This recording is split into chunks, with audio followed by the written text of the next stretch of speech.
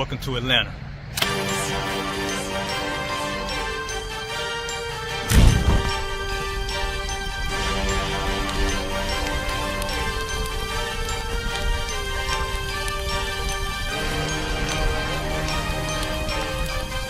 Price is Officer 5000, Jeremiah, the camp leader of Atlanta. Passover 2025, starting April the 9th, we got the lamb slaughter. April the 10th, we got General Muhammad's flag. April the 11th, we got the black party that's gonna have the Hebrew graduation. April the 12th, in Atlanta, Georgia, the 56th annual Passover, the only Passover under Commander General Yahanna. Our great and holy King has honored us for turning our lives from the darkness to the light, man. There's no greater gift you can receive than to wake up to the truth and then commit your life to saving your brothers, man. Looking in their eyes and seeing their faces and seeing what they've suffered and what they've gone through and seeing the end of it, man. It is a guaranteed seat in the kingdom of heaven, man. So in the name of our King Yahushua, we dedicate us another Passover of brothers and sisters' lives being saved. April the 13th, we got the Feast of Unleavened Bread.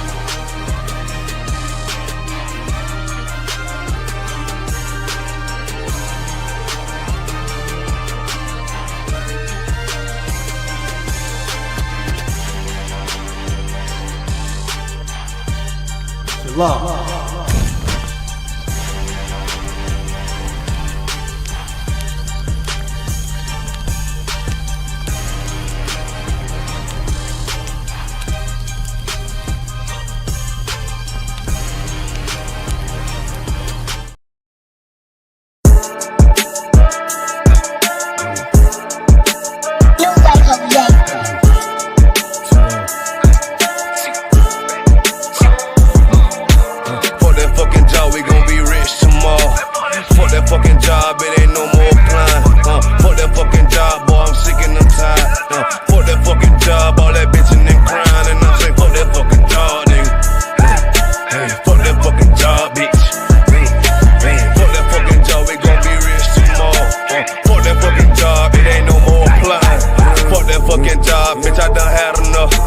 Fuck that fucking job, I'm watching everybody work. Fuck that fucking job, that little pay by the hour. Yeah, fuck that fucking job, my back hurting and I'm hungry. Yeah, fuck that fucking job, nigga, I'm sober. Yeah, caught between the two, get this money, go home. Yeah, all these people so, now these bitches they messy. First day I came in, I bossed up on the bosses, and they promised nigga this, promised nigga that. Want my ass to work, then bring that paper back. Sean, where you been? I been taking the shit. Knowing damn well that I don't fucking sleep. Fuck that fucking job, we gon' be rich tomorrow. Fuck that fucking job, it ain't no more applying. Fuck that fucking job, boy, I'm sick and I'm tired. Fuck that fucking job, all that bitching and crying, and I'm saying fuck that fucking job, nigga. Hey, fuck that fucking job, bitch. Fuck that fucking job, we gon' be rich tomorrow. Fuck that fucking job, it ain't no more applying. Fuck that fucking job, me and bro we just posted. Look him in the eye, shake my head disappointed. We gotta visualize, summarize, execute. All these people dropping like fly, why the fuck we still here? Man, fuck that fucking job, when I pull up I hate it. Yeah, fuck that fucking job, that's on all of their faces. Fuck that fucking job, man, I'm already lit. Man, I hear one thing, boy, you bound to get hit. Man, the bills cross a nigga's brain. Damn, that's how you keep a nigga damn a slave. Damn, money supposed to be a tool. Damn, for a purpose, what's your purpose for? Fuck that fucking job, we gon' be rich tomorrow. Fuck that fucking job, it ain't no more applying. Fuck that fucking job, boy, I'm sick and I'm tired. Fuck that fucking job, all that bitching and crying, and I'm saying fuck that fucking job, nigga. Fuck that fucking job, bitch.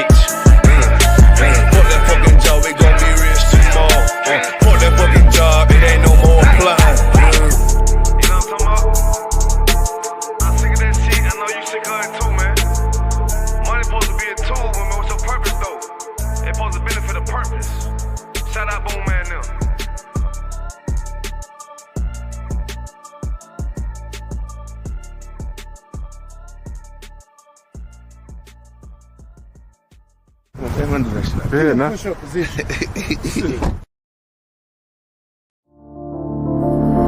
Back roll.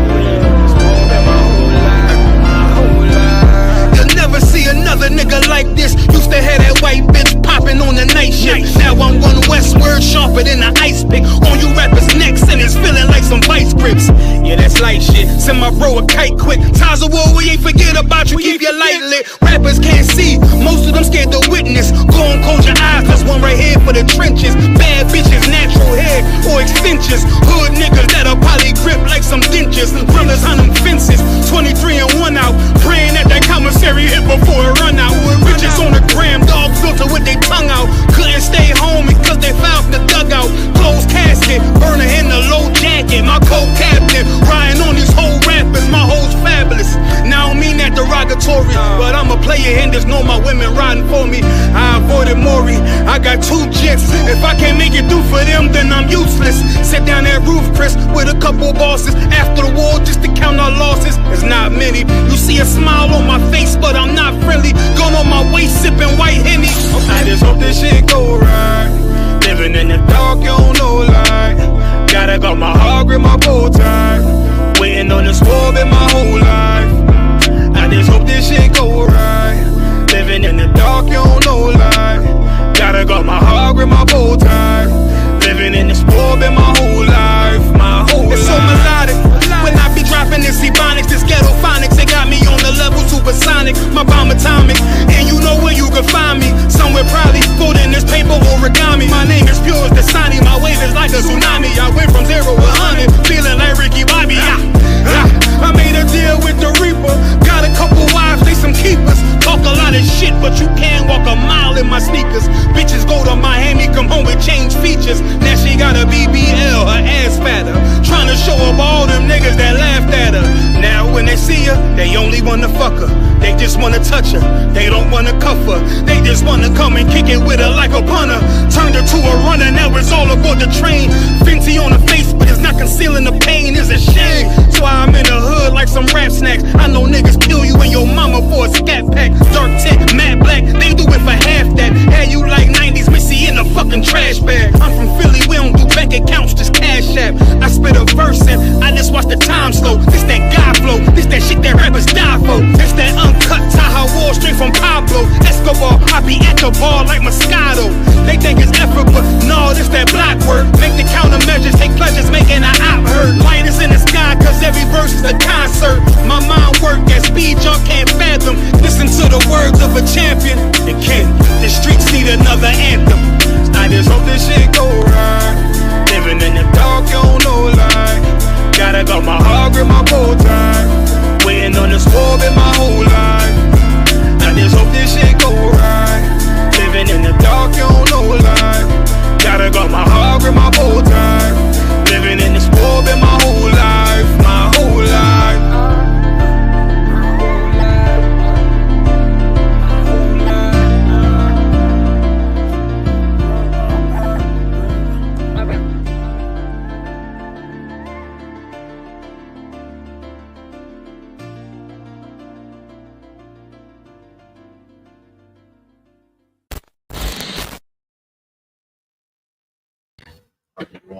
All right.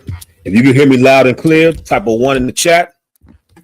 Those of you that are tuning in online, if you can hear me loud and clear, type a 1 in the chat. Let's see who all we got up in here. Let's see. All right. Type the 1s in the chat. Like and share the stream. Yeah, Shalom, Shabbat. Shalom, Yahabashim Shabrakatah. We got Trinidad in the building. Right. Okay. See the ones coming in. See the ones coming in. All right. Well, let's clap it up. I'm right. Shalom, Israel. Shalom. Yahweh Bahashim. Yahweh Shai Barakathah to the brothers. Yahweh Shamar Alathan Bahashim Yahweh Shai to the sisters. We are the Israelite School of Universal Practical Knowledge, started out of 1 West 125th Street out of Harlem, New York, under commanding General Yahanna. We are not affiliated with no other Israelite group or Christian organization, and we teach the truth according to the Bible. And what is the truth according to the Bible? It's only one truth. There's no such thing as we all got a piece of it and we all got to come together. Here's my favorite one. I'm trying to build with you. See, brother, let's build. You can't build anything with us. You understand? Because you're not with us. And because you're not with us, you are going against what we're building. We're building and you're tearing down because you're not with us. The truth is that blacks, Hispanics, and Native Americans are God's chosen people. That's the truth. We are the true people of the Bible. When you read all about the mighty things the Lord has did for the children of Israel and all the mighty things that he has used the prophets, these Israelite men in the scriptures, these are our forefathers and foremothers. When you look at blacks, Hispanics, and Native Americans today, we are the literal bloodline, according to the flesh, descendants of all the mighty men and women in these scriptures. And it's a reason why you don't believe that. It's a reason why you were taught to believe the people in the Bible were white. Because rightfully so. If I was white, I would tell everybody too that, yeah, those my people. You know, it's me, right? You know, I did that. Of course, the white man will want to take credit for being the greatest people on the face of the earth. The problem is with the white man, you didn't take your plan all the way through it. You left the records for the children of Israel. And then you didn't account for the fact that the Lord would preserve for us these records and preserve for us the understanding given to his prophets. See, the white man, you try to consider so many different angles of how to destroy God's people, but you never consider the most important thing, and that's the Most High. You never consider the spiritual angle. You never consider that we are the people that in fact have a God that is here watching over us, watching what happens to us, and it's going to avenge us. You never consider that. You're going to be forced to consider as you watch your kingdom fall and the people you seek to destroy rise up. You're going to have to consider something has to be done. Surely there is a source. Salakia, sir. Go ahead. Your song a muffle na on your end. The sound of okay, hold on one second. Test 1, 2, have a watch, check it out. You said there's an echo. That's what I found now. So what? Yeah, voice and all to be called listen it over my phone as well too now. Okay. Wait. Hold on. Oh, the string. Oh, yeah, for sure. Slide. Hold on. Let me see. I will see how now. Type 1 and coming in loud and clear. Type 1 and coming in loud and clear. Okay. Hold on. It's still coming in muffled. Coming in muffled. Hold on. We're going to get it together. Just 1 second. Bear with us, Israel. While y'all waiting, like and share the screen. I got to find out sign language. How you like and share sign language. Like, all y'all, like and share. That's the arrow. Share the screen. Share it. I gotta find out the sign language for that. You understand? Go ahead, Ragash. Sister know the sign language? Oh, small sister, not cool, Ragash. Help us out. What's like? We got I'm getting ready to learn something today. You understand? Like and share the streams. Push this truth. You understand? Because Lord knows our enemies are aggressively fighting to stop what is happening. to stop us from knowing who we are. You understand how the sound, how we coming in now?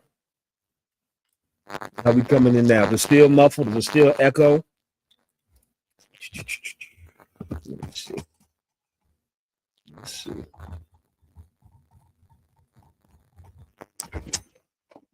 Probably you could set this up just in case. We got to plug it up. Everything else, just set it up just in case. We ain't got really time to play with no mics. Right? Like and share the screen. How's the sound coming in now, everybody? Still echoes, it's still muffled. The water priest. Test 1, 2. Yeah, if you got it, yeah, for sure. For sure. Absolutely. Online. Well, I remember being online. And I'd be like, man, answer, address, in the world, man. Acknowledge me. I'm here too. You got to come in, man. If you feel like you're not being acknowledged, we good. Most High Christ. If you feel like you're not being acknowledged, man, just come in class. You understand where you can be acknowledged. We can stare at you and scrutinize you and look into your soul and spirit and see what you're going through and what you're doing. Come and sit in the class and be scrutinized. You understand? Go ahead, Shapa. So I made 2 things. First of all, I don't want to forget something. I get reminded and okay, Most High Christ, no sweat. 2, if I could. And it's crazy how they also forgot, you know what I'm saying? When they ain't forget, but they tried their best to cover up certain things. Yeah. But the Most High in the Bible, he had things like what Christ looked like in it. He gave John the Revelator a vision. That's right. Daniel had a vision of what Christ looked like, like the little details that they tried to cover. Like it's just right there in the Bible. You know what I mean? That's right. He ain't just saved it for us. There's the answers of what they try to do is right there. That's right. Get me. And what you said is so heavy. Somebody get me Daniel chapter 12, verse 4. Hold that. And then somebody else also get me Jeremiah 17 and 4. I want Jeremiah first, please. Daniel 12 and 4 and Jeremiah 17 and 4. Let's start with Jeremiah. Whoever get that one first, Bob the show. Oh, go ahead. Yeah, man, Steve. I see them fresh braids, ain't it? Get a braid to hand, man. You understand? Got me feeling bad. I'm looking terrible underneath this war scarf, man. I'm gonna get like young man Steve in just a second. We'll be back here fresh next week, Lord alive. You understand? What you sisters need to do is come in here. We need more braiders. Yes. I don't know. It's a lost art. Sisters don't know how to braid no more. I don't know what the hell happened from the 90s till today. I don't know what happened. You understand? I guess sisters got Twitter fingers now instead of twisting fingers. You understand? Because I remember every sister could braid. It wasn't even a special thing. Everybody could braid. You understand? Now you be special and lucky to find a sister that can braid. Sisters, let's take our culture back, okay? We don't need no locticians. Stop twisting them stupid locks. That's not our culture. Come in here and learn how to twist them braids real nice and tight and fresh and fly, just like our forefathers did. You understand? Go ahead, Shapa. It's a lot, sir. It was even a song talking about braid my hair back in the day. Who sung that song? A couple of Mario got one. Yeah, the pedophile R. Kelly got one. It's a couple of hair braiding songs. That is Israelite culture, even back to the slaves. When you look at the archaeology and look at the records of our forefathers and foremothers that were here enslaved, none of them had dreads. That wasn't our culture. They wasn't dreading up their hair and maps in their hair. That's not our culture. So you want to say something? Salah, can you hear me? Test 1, 2. Am I coming in clear? Cancer coming in clear. Okay. Somebody else was trying to speak? No, okay, no sweat. You look at our foremothers, they would braid patterns into their hair to indicate how where to go. That's directly intertwined. Now, the question is, I have to ask everybody, how did Black women learn how to braid? You understand? If we were robbed and stripped of everything, how did they know how to braid? Because there were things that we still knew about our culture. That is something that we brought with us on those slave ships. That is our culture. Braiding hair, having your hair braided is our culture. Nobody does it better than us. I know a lot of you brothers and sisters moving to Thailand and the Philippines. I've seen some video of some Taiwanese woman braiding a brother hair, and I'm just like, you know, we just giving away the sauce. We just giving it away. Now understand, we're gonna take back our culture, but here's the reason why we don't have our culture the way we should. Jeremiah 17:4, please, whoever has it. Go ahead, brother. Jeremiah chapter 17, verse 4. And thou, even thyself, shalt discontinue from thy heritage. This is the Lord speaking to the children of Israel.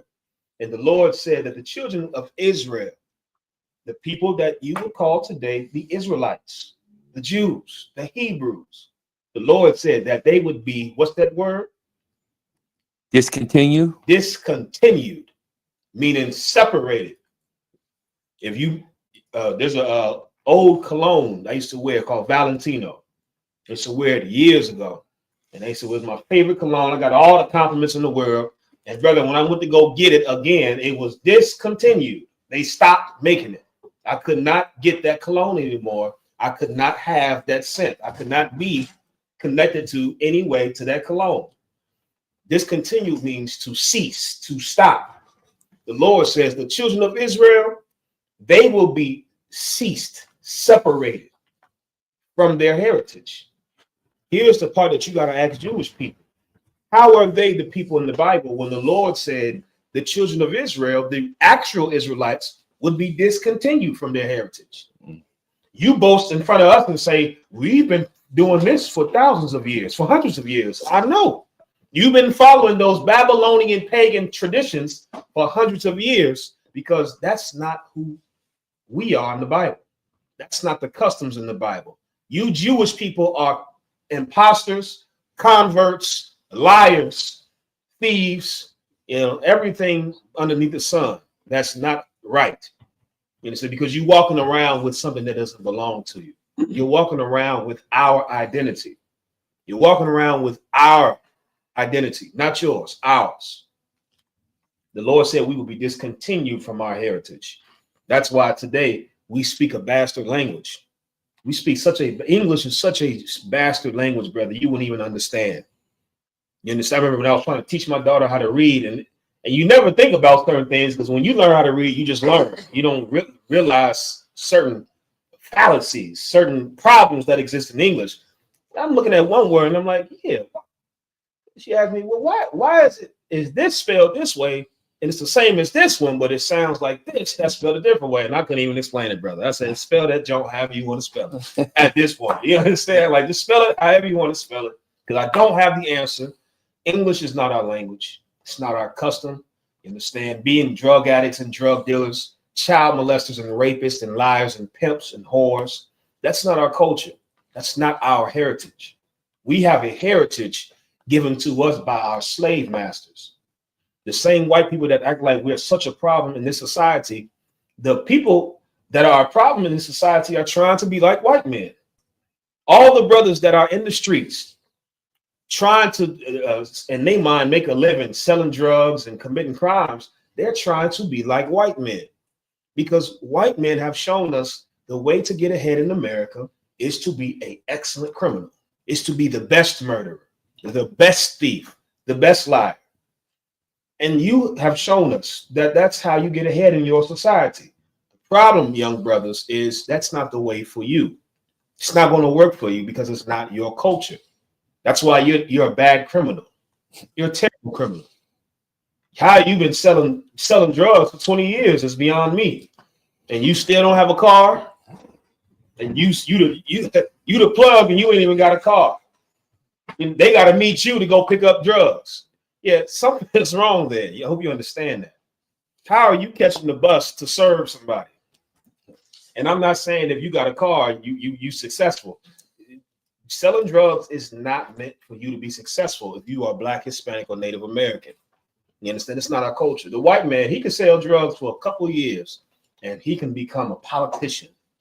He can sit in the halls of Congress and make decisions from being in a criminal life. Go ahead, McCoy. The Kennedys, got their wealth and fortune from bootlegging. Brother, the water. The entire Kennedy clan, their father, Joe Kennedy, you understand, got their entire wealth from criminality, from an illegal industry. That's just not the Kennedys. If you go and do your research on all of these presidents, Donald Trump, anybody know Donald Trump's father's name, their original family name? Anybody know? In the chat, online, type it in the chat if you know Donald Trump's father's name. You understand? Don't look it up. Don't go to Google. Right? The water too, Shapai. You think being a criminal is the way to be successful. Not for you. For the white man, yes. See, nobody got it. Donald Trump's father's name is Frederick Drumpf. They changed the name from Drumpf because at that time, Drumpf, you could imagine, that's a strong German name. And at that time, Germans outside of Germany wanted to completely separate themselves from being German because it was such a stain on being German because of what was happening in World War II, what was happening overseas and what they did to the Jewish people. He came over here, changed his name from Drumpf to Trump. And Donald Trump's father was a pimp, a literal pimp. He owned a brothel. A brothel is an old word for whorehouse. You understand? Donald Trump's father was a pimp that engaged in all types of illegal activity. Bootleg liquor, whores, prostitutes. And he came over here, brother, and was able to build for him immense wealth through criminality. And because of that, his son is now able to sit in seats, not to sit in seats, sit in the most powerful seat in the United States government. Being a criminal works for the white man because it's his culture. You know what works for you, black man? Getting a black or Hispanic woman. That's what works for you. Loving a black or Hispanic. Loving your own brother. You understand? Wearing your own culture. Being masculine. Telling the truth. Being upright. Standing up for what's right and what's wrong. You understand? That's what works for you. And our oppressor has fought tooth and nail to make sure we stay discontinued from our heritage. Give me Daniel chapter 12, verse 4, please. Shalom to everybody that's tuning in. I can read the comments now, so you see what we got in. We got Nayam, Arawadia, Precinct Officer Hawar, Ra'ahawar, Shapara, Aisha Rakah, Zakawa Kayaf. We got Officer Yaquatazar, Adolphus Last, Ida Yana, Maria, Princess Nazam, Mario, One West Family, 2021. What else we got in here? Amana Bach, Rosemary Robinson, right? Okay. Oscar said, "You camps look funny fighting. I'm a white man." What camps are fighting? What are you talking about, Oscar? What are you talking about? If your brothers from another camp said Shalom, would you respond? Absolutely. We do it all the time. You understand? Somebody come in here and say Shalom. You think everybody that came in here knew the proper greeting? There are brothers in the UPK that came from fake Israelite groups, from literal fake Israelite groups, because they recognized this was the home of the truth. And they came in here, Shalom, and we responded, Shalom. You understand? I think you may have the wrong, you might be on the wrong chat. You might have the wrong Israelite group who you think we are. The Israelite School of Universal Practical Knowledge are the foremost dignitaries of class and decorum. Right? Let me see. Let me go down and see what we got here. All right, Shalom, my call. Shalom, just art and paint, young man Matthew, Sister Yakalia, Rakan. Right? So let's read what we got. Daniel chapter 12, verse 4, please. This is the book of Daniel, chapter 12, verse 4. Okay. But thou, O Daniel, shut up the words and seal the book even to the time of the even to the time of the end, many shall run to the fro, and knowledge shall be increased. Right. This is the Lord speaking to the prophet Daniel. And the Lord told Daniel to shut up the book. The book is referring to the Bible, these prophecies, the knowledge and the wisdom that is found within this book. The Lord told Daniel to shut up this book until the time of the end. There was a time period, brothers and sisters, where this knowledge wasn't being taught widespread the way it is now. Think about our forefathers and foremothers right here in America, whose eyes were burned out for reading the Bible. That happened. That is documented. There's a book that I had. My car was broken into in DC. They stole all my good books years ago. You understand? I pray the Lord, give me justice for that. You understand? I pray the Lord give me justice for whoever broke into my car and stole all my books, all the good books I had. There's a book that Jeremiah Muhammad told us about years ago, and I went and bought it. And the name of the book is called Tell All the Children Our Story. It's an excellent book. It's a collection of actual slaves. The white man after slavery went and they did a project all throughout the South, and there was a white journalist team that wanted to hear from slaves themselves their stories of how was slavery. These were white people from up north, and they were just curious and interested to hear from the slaves themselves. So they went and they transcribed many of these interviews. You understand? They transcribed many of these interviews. This is the cover right here. It would look like this. They transcribe all these interviews, and you can find a good number of these interviews in this book, Tell All the Children Our Story. And there's a part in here that details how a sister, she remembers how they had to sneak. They were reading the Bible. Shalom, mighty man. They were reading the Bible, and they were caught reading the Bible, and the slave master burned out her eyes. Burned out her eyes for reading the Bible. Not for reading. There's a myth that exists that people say that we weren't allowed to read in slavery. That's not true. That came mainly after Nat Turner. Black people were allowed to read in slavery. Somebody give me the practicality on why that would make sense. If you have slaves, why would it be impractical for a slave not to be able to read? Just put yourself in the mind of a slave master. Why would it not make sense? Go ahead. So like I say, if I may. Yep, I hear you now. You're coming in perfect. Yeah. Well, because slaves will have to go to run errands for the slave master. You understand? We will have to build houses, read plans to build the houses and stuff like that. Give him a hand. That's real life. You understand? We regurgitate a lot of myths about slavery when that's real life. You gotta remember, white men did nothing. They did nothing. They're lazy bastards then, they're lazy bastards today. We did all the errands, all the going to the store. We did all the work. And it makes no sense for you to now send a slave to the store who cannot read, who cannot be able to read. This costs this costs this. My master sent me to get this, and I got to make sure you're not jipping off my master. Slaves were allowed to read because it was part, for a lot of slaves, it was part of their function as being a slave. You understand? It wasn't until after Nat Turner's rebellion down in Virginia where they made it illegal to read. But you know what was always illegal to read? The Bible. Go ahead, Bakwash. So if I could. Even just having a slave Bible itself, right, proves to you that we knew how to read because they had to take things out and give us the redacted slave Bible. Exactly. We knew how to read, brother. We were excellent at reading.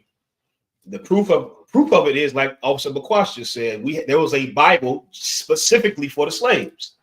You understand? The slave Bible, where white slave masters removed 85% of the scriptures. Right here in DC, you can go to the Museum of the Bible. They have the exhibition. It's called the Slave Bible. And it's not the same Bible you have. Somebody hand me their Bible real quick. You see how thick this Bible is? Right? This is the Bible we have today. This is the Bible in its entirety. Of course, the Apocrypha will be inside here, right? The slave Bible, see how thick this is? The slave Bible would have been this. That's the slave Bible. I don't know if y'all can lagging on here. Okay, let me see it now. That would have been the slave Bible, just this part, because the oppressor.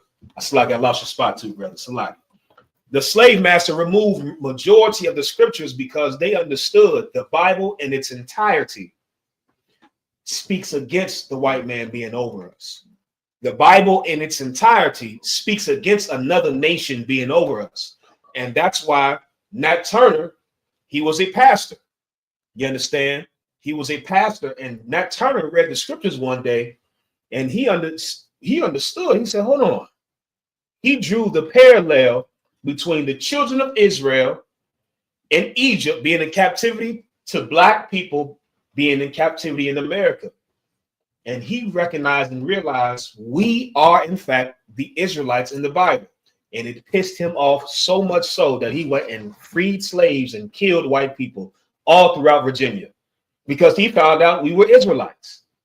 That's why they didn't want us to read the Bible in its entirety in the first place, because that's what all the slaves would feel. If you had the entire Bible, you would feel what all the slaves felt. Go ahead, Trinidad. Yes, so like if I may, that way just showed it. I wouldn't even say that was the amount, because it's like we get next to nothing. Because when you draw it down to, let me say, at a small compilation, it's like they actually bring it so small so it will look like it's plenty. Where you show that it's too much. Right. It's too much. I just say, just get some pages and you fold in the page, and like you have a page and you fold it and you fold it until it reaches the smallest point. So it's like one page, and you get about, let me say, about 20 pages out of that one page. So that, as you say, like we didn't have nothing on that slave Bible, because now it's like when you actually open it, because now we was privy to it as well down here in the Caribbean as well. In having that, let me say, in all our, let me say, schools, to learn that this is where, you know, let me say, the New Testament and the Old Testament is. So when you really look at it now, it's like a page from the old and a page from the new. So when brothers and sisters actually look at it, they was already chained in their minds or the thought that this was really the actual Bible, until they actually been introduced to the Bible and realize, but wait now, it's more than that. And just like how you say with Nat Turner, when he actually see the amount of information inside of it, is like, as the scripture say, oppression make it a wise man mad. Yes, that's right. Give him a hand. Well said. You understand? Well said. Anybody that ever that is able to, you take a trip to DC, visit that museum, the Museum of the Bible, and go to that exhibit, the Slave Bible exhibit, and go look, go see for yourself. Like Officer Sawap just said, brother, they gave us this. It was a pamphlet down there. It was a pamphlet of what they allowed us to read. And this is for all you Egyptologists and you Kemet conscious community idiots. If the Bible was the white man's book, he would not have to remove anything out the book to give it to us. If it was his book, he just can give it to us. They had to remove the majority of the Bible. And even the only reason why they kept the parts they kept is because it was scriptures that they could just try to maneuver toward to say something else. But really, even the parts that they kept, it still had nothing to do with what the Christian church tried to say it was. Go ahead, Bakwash. There's a question online whenever you're ready, sir. Go ahead. There's a question from Precinct Officer War. Says, like, sir, did the time of the end begin when they unalived Yahushua? Yes, that's when it began. That time period from the Greeks, from all the way from the Greeks up until now, that's the time of the end, because that's that short time. Get me, this is the precept you need to prove that. Give me Satan will be bound 1,000 years. Satan will be bound 1,000 years. That is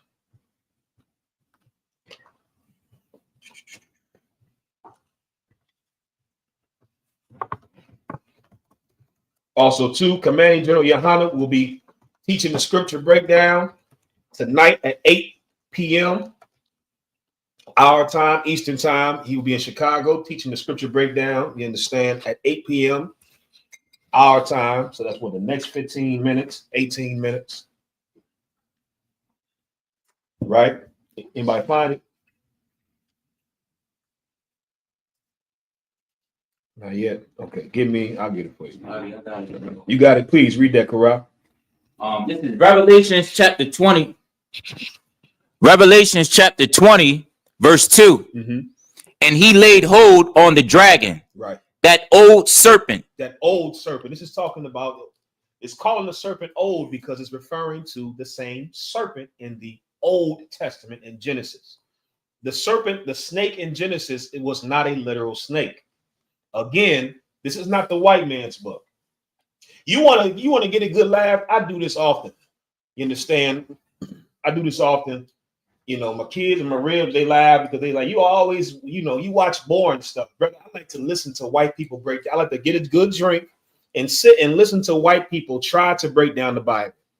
And it is so hilarious, brother. I sit and watch documentaries on white people and the Nostradamus and the, you know, because it says the lake of fire, and because the white man is not spiritual, brother, what they think it's saying is just outlandish. They've turned the Bible into Greek and Roman mythology. When it says a snake, it's talking about how we talk. If any of you today were to call a nigga a snake, we all know what that means. You understand? Even to say snake, oftentimes we're not even talking about a real animal. You understand? I don't think I ever heard a black person say the word snake and it wasn't in reference to a person, unless you live down south or on the islands or something like that, where it's actual snakes. You know what I'm saying? But the tribe of Judah, us that's up here, every time we use the word snake, it's always talking about a person. You understand? A low down such and such. It's the same in the Bible. You understand? It's the same in the Bible. When it says snake, it's referring to a person. The Lord says right here, we're talking about that same person, that same serpent that was in the garden, that was a liar and a murderer back then. Keep reading. Which is the devil. Which is the devil. You wonder why we call the white man the devil, because the Bible calls the white man the devil. That's what the Bible does. We just follow the Bible. How you mad at us? Get mad at God if you got a problem with it, because all we do is go into the scriptures. Right? Keep reading. And Satan. Mm-hmm. And bound him 1,000 years. And bound him 1,000 years. What time period was this when Satan, the white man, the devil, when was he bound 1,000 years? What time period is this referring to?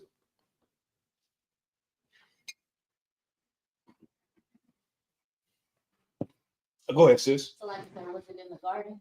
No, not excuse me, not in the garden, on this particular part right here. You understand? He was definitely the serpent from the garden, but this serpent, he was bound, meaning bound is Old English to be bounded or binded, to be tied up. Imagine you in handcuffs. Imagine you fighting and you winning, and then all of a sudden somebody come and grab your arms in the middle of the fight. You're bound up. You're tied up. Go ahead, let me get corrupt. This time frame was when we was in power in what they call England, okay. Kingdom. What does the oppressor call that time period? Question. Oh, SHALAM. Mm-hmm. Priest Notice of War says the Dark Ages. The Dark Ages. This is a literal time in history where black people ruled England. We ruled all throughout Europe, and France, and Scotland, Ireland, England, you understand, Wales. There's so much archaeology that exists. If any of you were fortunate enough to go to the UK, I believe it was 2 years ago, when we went to the castle, brother, they had the shield, the lion for the tribe of Judah, and then the unicorn for the tribe of Ephraim. Brother, that's the Bible. Israel and Judah.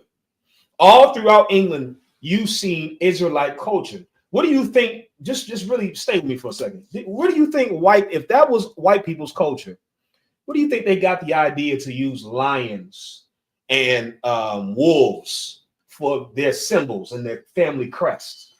Really try to think about this for a second. What out of all the animals, why did they choose, if this was white people, why did they choose to use lions and wolves and bulls and deer and axe, the two battle axes and swords. Why do you think they chose to use these things for their family crest? Go ahead, Shapak. Go ahead, Shapak. You know, I got that. No sweat, no sweat. It's because it wasn't them. These were Israelites who weren't in the truth, but understood our culture, that understood who they were. So you had Israelite men that understood, I'm from the tribe of Judah. My family crest is going to be 2 lions and whatever I decide to put on, or I'm from the tribe of Benjamin. My family crest is going to be a wolf with a crown. Brother, it's the same thing we do today. These were Israelites in power in Europe, and we knew who we were. And because of that, the white man was bound. He was not allowed now to spread his lies. He was tied up for those 1,000 years. It's not a literal 1,000 years, but it just so happens that the Dark Ages is roughly around 1,000 years. The Bible is not talking about a specific or literal time, however. Go ahead, Shapak. It's like if I may, a lot of us black folks are so thrown off because the white man teaches that it was the Moors who ruled Europe. You see what I'm saying? Right. That's what they'll do now. What you'll hear now is instead of them saying black people, they'll say, well, the Moors, the Moors taught white people how to bathe. That word Moor is a catch-all for just dark-skinned people. You understand? When you hear the word Moor, that could be referring to those North Africans or dark-skinned Arabs or Israelites. Here's how you know if it's referring to us or not. Just listen to what they say. Whenever you hear the phrase, the Moors taught Europeans how to bathe. Who is that? Who taught the Europeans how to bathe? Israelites. Africans don't bathe today. Right. Arabs are musty today. You know who are known for smelling good and being clean? Us. You understand? All you got to do is look at what's being said and you'll be able to determine what's what. You understand? And when it comes to anything that regards etiquette and culture and class, it's us. They said the white man didn't even know how to eat with utensils. They said the Moors taught the white Europeans how to use utensils. How do you know that's talking about Israelites? Because Africans and Arabs don't use utensils today. Right. You ever watch an African brother? I can't even do it. There's some video of some nasty looking African and his daughter or his wife, and they are social media famous because they eat like savages. They got the damn monkey head sitting on the table, and they going and his hands just real nasty and just not Israelite at all. We are not the same people. You understand? We are not, still to this day, we're not the same. As much as you want to force us to be the same, we're just not that. You understand? So when you hear about the Moors doing all these great things in Europe, almost all the time it's referring to Israelites. You understand? But the word Moor does not mean Israelite. It just means a dark-skinned person. Go ahead, Shapak. Salak, is that the same disgusting family that was eating all together and the son reached for the hot dog and the father was like, nah, them hot dogs, man. Brother, they sit and fight over food and who can stuff as much in their hand and their mouth, and it's just real barbaric and heathen. It's just nasty, man. It's nasty. It's not who we are, right? The Lord said that, read that again, the part you at. Oh, Slack it. Satan will be bound for 1,000 years. That's the Dark Ages. Keep reading. Verse 3. And cast him into the bottomless pit. And cast him into the bottomless pit. Go ahead. And shut him up. And set a seal upon him. This is talking about the Dark Ages. You understand? This is saying that white people were not in power. They were powerless. They were put in prison. Think of a figurative prison. That's how white people feel today. Just imagine black people ruling over white people, brother. Their lives, they feel like they in hell. They're in the bottomless pit with a seal. They're tied up. They're shut up. That's the Dark Ages, when black people ruled Europe and white people had to do what black people said. That day is returning, by the way. Go ahead, Kara. That he should deceive the nations no more. That he should deceive the nations no more. There was a time period before the Dark Ages where you can see the original Roman Empire, the original Greek Empire. You understand? There's a time period now where you could see all of these things of white supremacy exist. You understand? And the Romans, how powerful they were. how powerful the Greeks were. And they were able to enforce their white supremacy culture on the earth. And then the time came where the Greek and the Roman empires fell. And then now you have black people in rulership in Europe. You understand? Keep reading. Till the 1,000 years should be fulfilled. Till the 1,000 years be fulfilled. So meaning there will be a time when black people in rulership will come to an end. There'll be a time where white people being bound up and shut up will come to an end. Keep reading. And after that, he must be loosed a little season. He must be loosed. What? A little season. A what? Little season. What you're reading about is, okay, this is so beautiful. And if you can just think spiritual, I know it seems like what we're going through has lasted so long, but in the grand scheme of things, brother, their time is up. They've only been in power, but just for a little bit. That's it. You understand? They've only been in power just for a little bit, and it's coming to an end very quickly. It's coming to an end very fast. Do not lose hope and lose sight on the bigger picture because you think this will never end. You know how long I've been hearing we in the last days? If you grew up in church, forget about it. We've been hearing that all our lives. We in the last days. I thought 2000 was going to be the end. You understand? Chief head priest Ariel wasn't the only one that was prophesying that. There was churches that was prophesying that same thing. You understand? They probably heard it from him, but there was churches that was saying the exact same thing. The year 2000 is the end. I remember in church they turned all the lights off. It was like, everything gonna reset. It's gonna be the end. They said Jesus was coming back 25 years ago. Imagine the people that have died within those 25 years waiting on Christ to return and thinking this will never happen. It's going to happen very soon. And if you just can have a spiritual eye to things, it's really not that long. You understand? The end has started since they crucified our King, Christ. You understand? Since they came back into power, that's when it started. Go ahead, Shapai. Was saying yesterday from 2 Peter 3:8, the Lord, the day and the eye of the Lord is like 1,000 years to us, and Christ died about 2,000 years ago when it started. So it's like 2 days. Yeah, there's a scripture in the Bible that says a day is like unto. Excuse me. Let me get it for you. 2 Peter 3:8. Somebody pull that up real quick. You understand? In the meantime, if you have any questions, type your questions in the chat.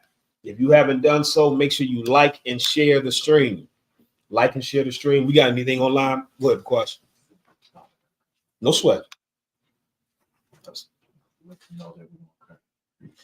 Stop. Say one time. That's 2 hours. That's 2 hours. You understand? So if you're tuning in online on I.S.U.P.K online, we're going to switch the stream over to Commanding General Yahanna. You understand? He's teaching from Chicago, the scripture breakdown class. It's going to start at 8 o'clock our time, 7 o'clock their time. You understand? If you're in the Midwest, you're in Chicago, right? We got anything online? Any questions or anything online? No sweat. Salakia. Go ahead, Karak. You still want the scripture? Yeah, please. This is Revelations. Salakia. This is 2 Peter's chapter 3, verse 8. But beloved, be not ignorant of this one thing, that one day is with the Lord as 1,000 years. One day to us, you understand? Excuse me. One day with the Lord is to us 1,000 years. It's not literal, you understand? So don't try to calculate. The white man, again, the white man is so literal and not spiritual. He's literally counting days, and you sit and listen to. I sit and watch these videos, brother. Oh. All these biblical scholars sitting and counting the days and counting the years and try to add it up. It's been 3 days, 3,000 years, the 6th day, and all that. It's not literal. It's just letting you know the Lord time is not your time. What seems like a long time to you is just but a short time to the Lord. You understand? A day to the Lord is 1,000 years to us. His time is not our time. It will do ye well, Shalom. It will do ye well to be patient. You understand? There's a reason why the Old English, the biblical word for patience is long suffering. Because if you could have to describe what patience was, that's probably the best description. If you had to describe patience outside of the word patient, how would you describe it? Waiting. And to wait, brother, is to suffer. To wait for anything is just suffering, and it feels like it's a long time. You understand?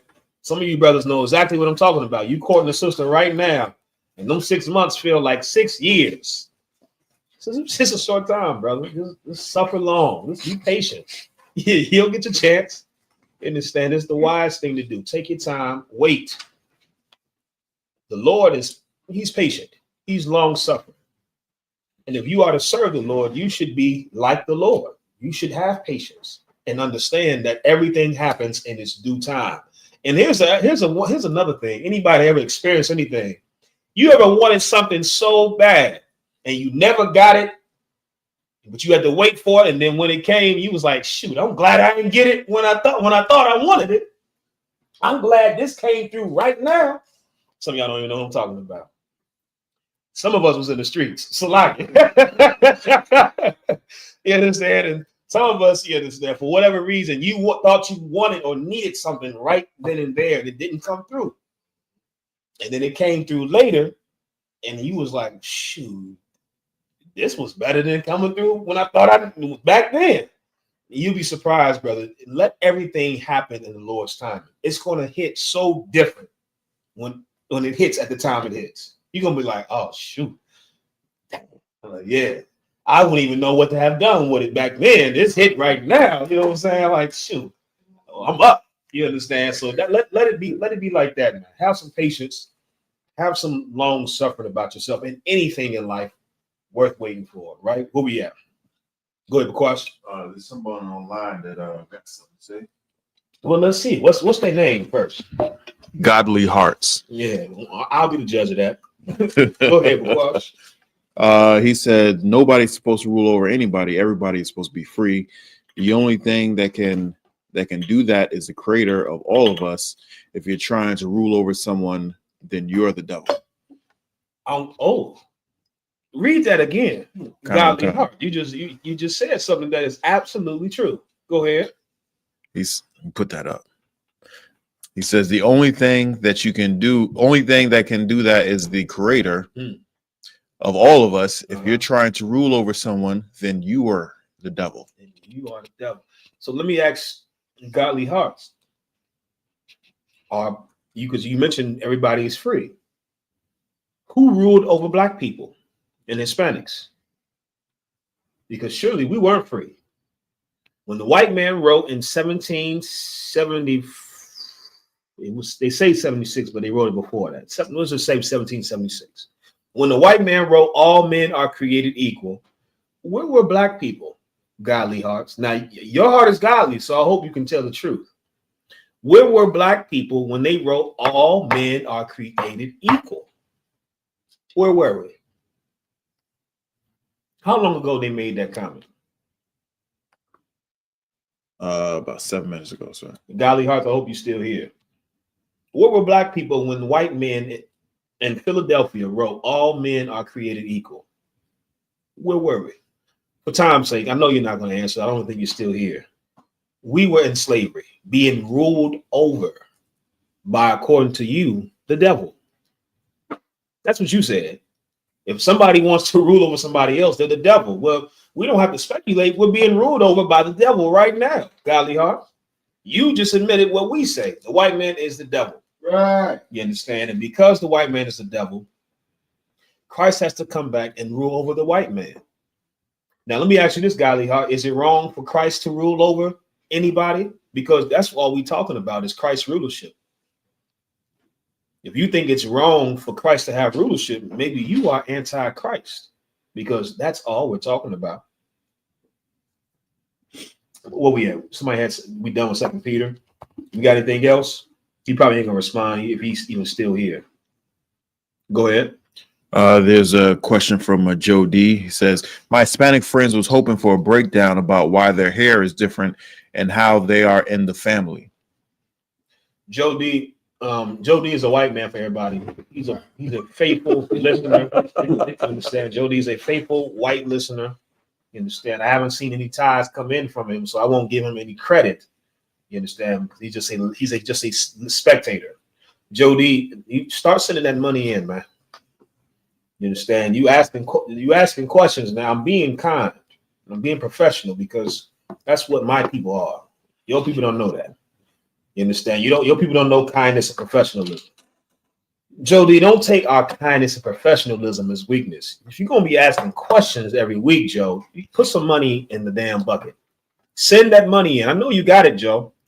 I know you got it. Send the money in. Ask your question after you send that money in. I'll answer this last one, Joe. From here on out, if Joe does not send in money, Joe's questions do not get answered. He's to send in a tribute, a gift. If I had the power, Joe would send everybody in here $50 right now. Okay. I don't have that power. You understand? If Joe was a good white man, that's what he would do. Right? So he said his Hispanic friends want to know why their hair is different. Mr. Pop, go ahead. Precept, sir. No. You don't need a precept for this. Anybody want to? What's the problem with this question? Anybody just logically, without even going to the Bible, just use logic, because where this will go is, I've heard this argument of fake Israelites. There's Negro only Israelites that believe Hispanics are not our people because of their hair texture and how they look.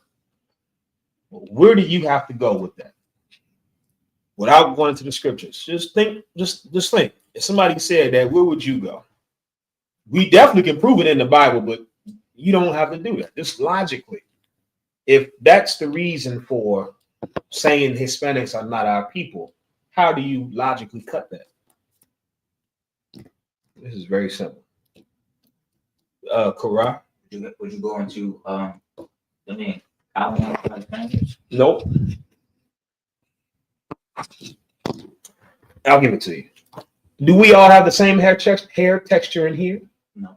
What is the hair texture of Israel? Even in here, none of us have the same hair texture. None of us have the same features. None of us have the same skin tone. So now you have to tell me, what is the Israelite look?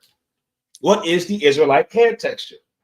If you say the Hispanics, and I'm not saying this is what somebody said, but I know the spirit of the question because I've heard this argument from people that try to argue Hispanics are not our people because of their hair texture and how they look. If that's the case, I have two siblings we have the same mother and father, and they are light skinned. They are light skinned, and their hair texture is not the same as mine. So now, are we not siblings because they look so different than me? That is a terrible argument. It's genetics, Joe D. The simple answer is genetics. Anybody ever remember in school when you did the Punnett square? So some of y'all probably like, this nigga's a nerd. The Punnett square. Y'all remember that? Where you would draw a square and you make 4 boxes, and then you will put the traits. You put a letter and a number on the top and the letter and number on the side, and then you would cross, and cross. And each 4 boxes each have I'm bringing it back to you. You understand? UPK University. You understand? Yes.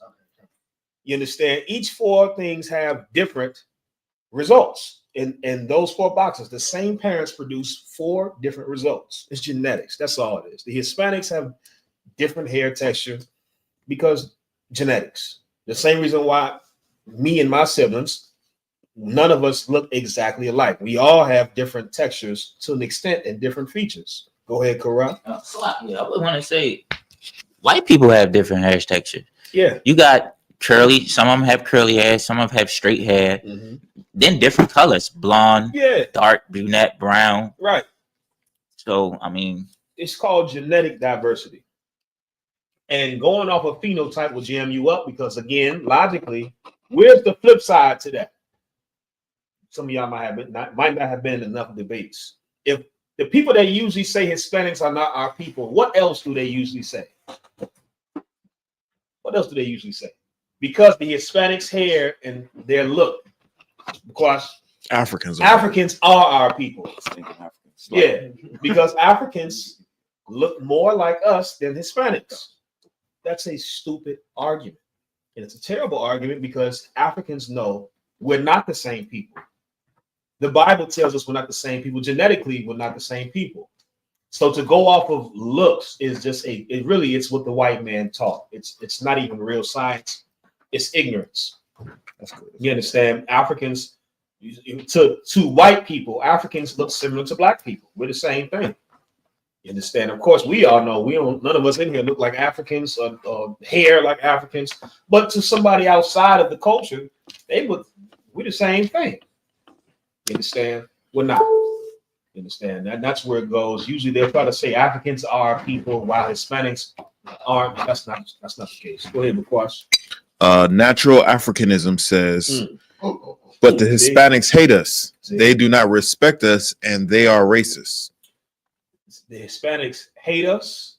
They don't respect us, and they are racist. Who else can you say those three things about? Again, you're not going to the Bible. Just use logic. Ragash, the white man. That's a better answer. That's true, but there's a better answer. Who else can you say those same three things about? Shapat? Africans. There's a better answer. That's true. Kara? No, I would never say that because they trying to. That's what he already saying. He's saying Hispanics are racist. They hate us. And what was the third one? And they do. They hate us. They don't respect us, and they're racist. They hate us. They don't respect us, and they're racist. Bakwash? Niggas. Forget about it. You understand? Black people hate black people. Black people are racist to black people. Black people don't respect black people. So if that's the criteria to now try to say these are not our people, then goddamn, my family, blood family is not my people. Because surely my mother does not respect me and what I'm into. She's racist against black people and she hates niggas. I grew up having a special hate for niggas because she taught us, oh, nothing good happened with this niggas all together. You gotta stay away from niggas. It's always something when niggas get together. And guess what? We grew up being racist towards our own people. If that's the criteria for why the Hispanics are not our people, then we are not even the people. Because you know how many other black people feel the exact same way about their fellow black people? The Hispanics are a product of colonization. The same way we are a product of colonization. You understand? If you are going to blame the Hispanics for that, then you have to look closer within the tribe. There's within our own tribe, brother, that exists so hard. You understand? That exists. I mean, what are we talking about, right? There's black people that feel the same way. Go ahead, question. It's like just let you know I got Uncle Ruckus up. You got who? Uncle Ruckus. You got him in? I got him up. Come on. Let's go. No, I'm saying he's just up. I got his picture up there. Oh, okay, yeah. Look, that's what do you think the caricature for Uncle Ruckus came from? They didn't make a Hispanic man Uncle Ruckus.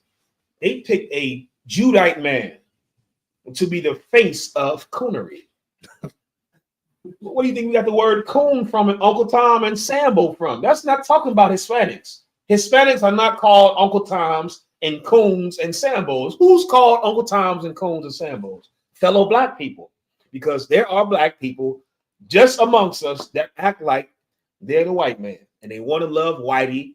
And they want to kiss the scum between his toes. So you can't, that's not a disqualifier. A reason for you now to say the Hispanics are not our people or we shouldn't join together because of those things. If that's the case, we should just never join together at all because that's just what it is everywhere. Go ahead, Shapat. And Salahi, my man, if he's African, I'm offended. He said us. Well, I'm not because surely as an African, okay, I can understand as an African why they would want to be us. Why wouldn't they be? I mean, if I was an African, I'll be right there in the chat too. Like, yeah, we got to stick together. The Hispanics is not like us. You Africans are not like us. And I know you want to be us and you want to do what we do. You can't. You stick out like a sore thumb. It's very obvious. You're not the same people as us. Your spirit is not the same as ours. The Lord made a separation. That's not a separation that you can ever bridge. It's not a divide that you can ever bring together. What else we got? Got anything else online? Lie, sir. Right? Where we at? So now let's get into the topic then. Anybody have any questions? Type your questions in the chat. Whatever questions you may have. Right? Yeah, concert. Just came in. Okay, what we got? Mariah L says, like, if I may, mighty warrior. Some Mexicans and Spaniards from Spain and Portugal heathens are Christopher Columbus. Yeah, we know that already. Mariah L, I'm trying to understand the point of you saying that. I mean, I thought that was everybody knew that. Just like, again, use your logic.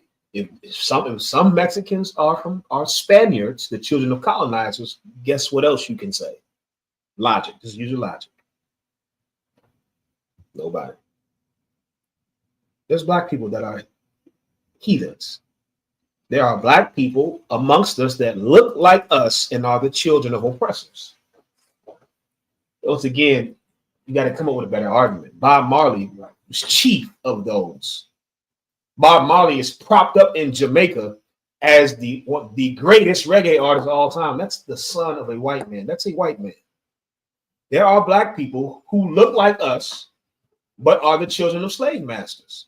So again, I'm not understanding the argument. You know, of course, some Hispanics are Spaniards, the same way some of the people that we think are black are oppressors.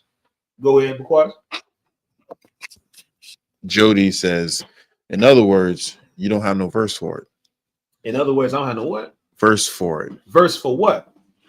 The hair texture and whatnot. Did you see, Jody? I try to give you a little leeway. It's just like a goddamn rat bastard devil. I try to be professional with you and give you a little bit. You take a effing mile. Jody, shut your mouth and pay the money. You know what I'm saying? He want to get slick now because he know that was his last question. You ain't slick. Pay the money, Joe. What Chuck Brown say? Run, Joe. You understand? Pay the money. Run and pay the money, Joe. You understand? We do have verses for it, but the problem is the argument is so asinine that we don't even have to go into the scriptures. You understand? It's just disproven by logic. Come to us with an actual argument. You understand? Of course, we have scriptures, and actually, this is not for Joe, but it's on topic. We've gone into the Hispanics and how they got to where they are tonight, right? So now, let's first get me 2 Kings chapter 17, verse 6. 2 Kings chapter 17, verse 6. Now, this is not to you, Joe. I'm not going here because you asked, because F what you say. This was already in my precepts. It's the top of the class. You understand? So we're going here.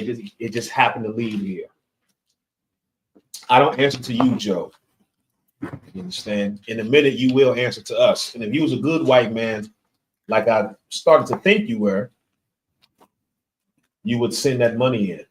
ISUPK.com. Joe, you are not allowed to go to the Passover, but you still should send that $200 in. That's what you should do, Joe. You should send in $200 about 3 times. You understand? Pay for 3 brothers or sisters to come to the Passover on you, on the house. That's what you should do. If you were a good white man, that's what a good white man would do. That understands that my forefathers are rapists, murderers, and liars, and they have destroyed God's people. That's just what a sincere white person would do. And don't act like that's far-fetched, because there have been good white people that have done just that. You understand? They have given to the school, that have kissed the boots, that have acknowledged all those things. You know, somebody read that. This is the book of 2 Kings, chapter 17, verse 6. Mm-hmm. In the 9th year of Hoshea, the king of Assyria, took Samaria and carried Israel away into Assyria and placed them in Halah. Okay, it's like where we at? 2 Kings 17 and 6. 17. Let me read with you. Hold on. 17. Let's read it from the top one more time. Slack buddy, man. In the 9th year of Hoshea, Salakia, Hoshea, the king of Assyria, took Samaria. Samaria. So now let's start right there. This is very important. In the ninth, this is when you read Chronicles and First and Second Chronicles, First and Second Kings. This is giving you a history of the kingdom of Israel and certain captivities. It's detailed history of what was happening at the time. If you anybody, once again, because I watch a lot of documentaries, white men, the white biblical scholars often refer back to these scriptures: Psalms, First and Second Chronicles, First and Second Kings, Genesis, First Samuel, Second Samuel, First Kings, Second Kings, First Chronicles, Second Chronicles, Joshua, Judges, right. So you'll see in these scriptures, even the oppressor, he will refer to the Bible to compare with world history, because they understand that this is accurate history, right? In the 9th year of King Hosea, whatever, of Assyria, he took Samaria. Anybody got a Bible dictionary on them? Please, Shapat, give me Samaria in the Bible dictionary. Give me Samaria in the Bible dictionary. This is why it's important to understand biblical history. You will never learn these things in church. When you read these scriptures, the church skips over all of this history. Go ahead. Salaki, if I'm not mistaken, Samaria, wasn't that, it has something to do with, was it heathens? Yes and no. You on to it, but we're gonna get into how that took place. You understand? I'm gonna show you how you're right, but still, you're right. It did have something to do with heathens, but I'm gonna show how that came to take place. Shapat gonna read to you what Samaria used to be, what it was in the Bible. Right? If you just tuning in, or if you tune in and you even haven't done so, make sure you like and share the stream. Like and share.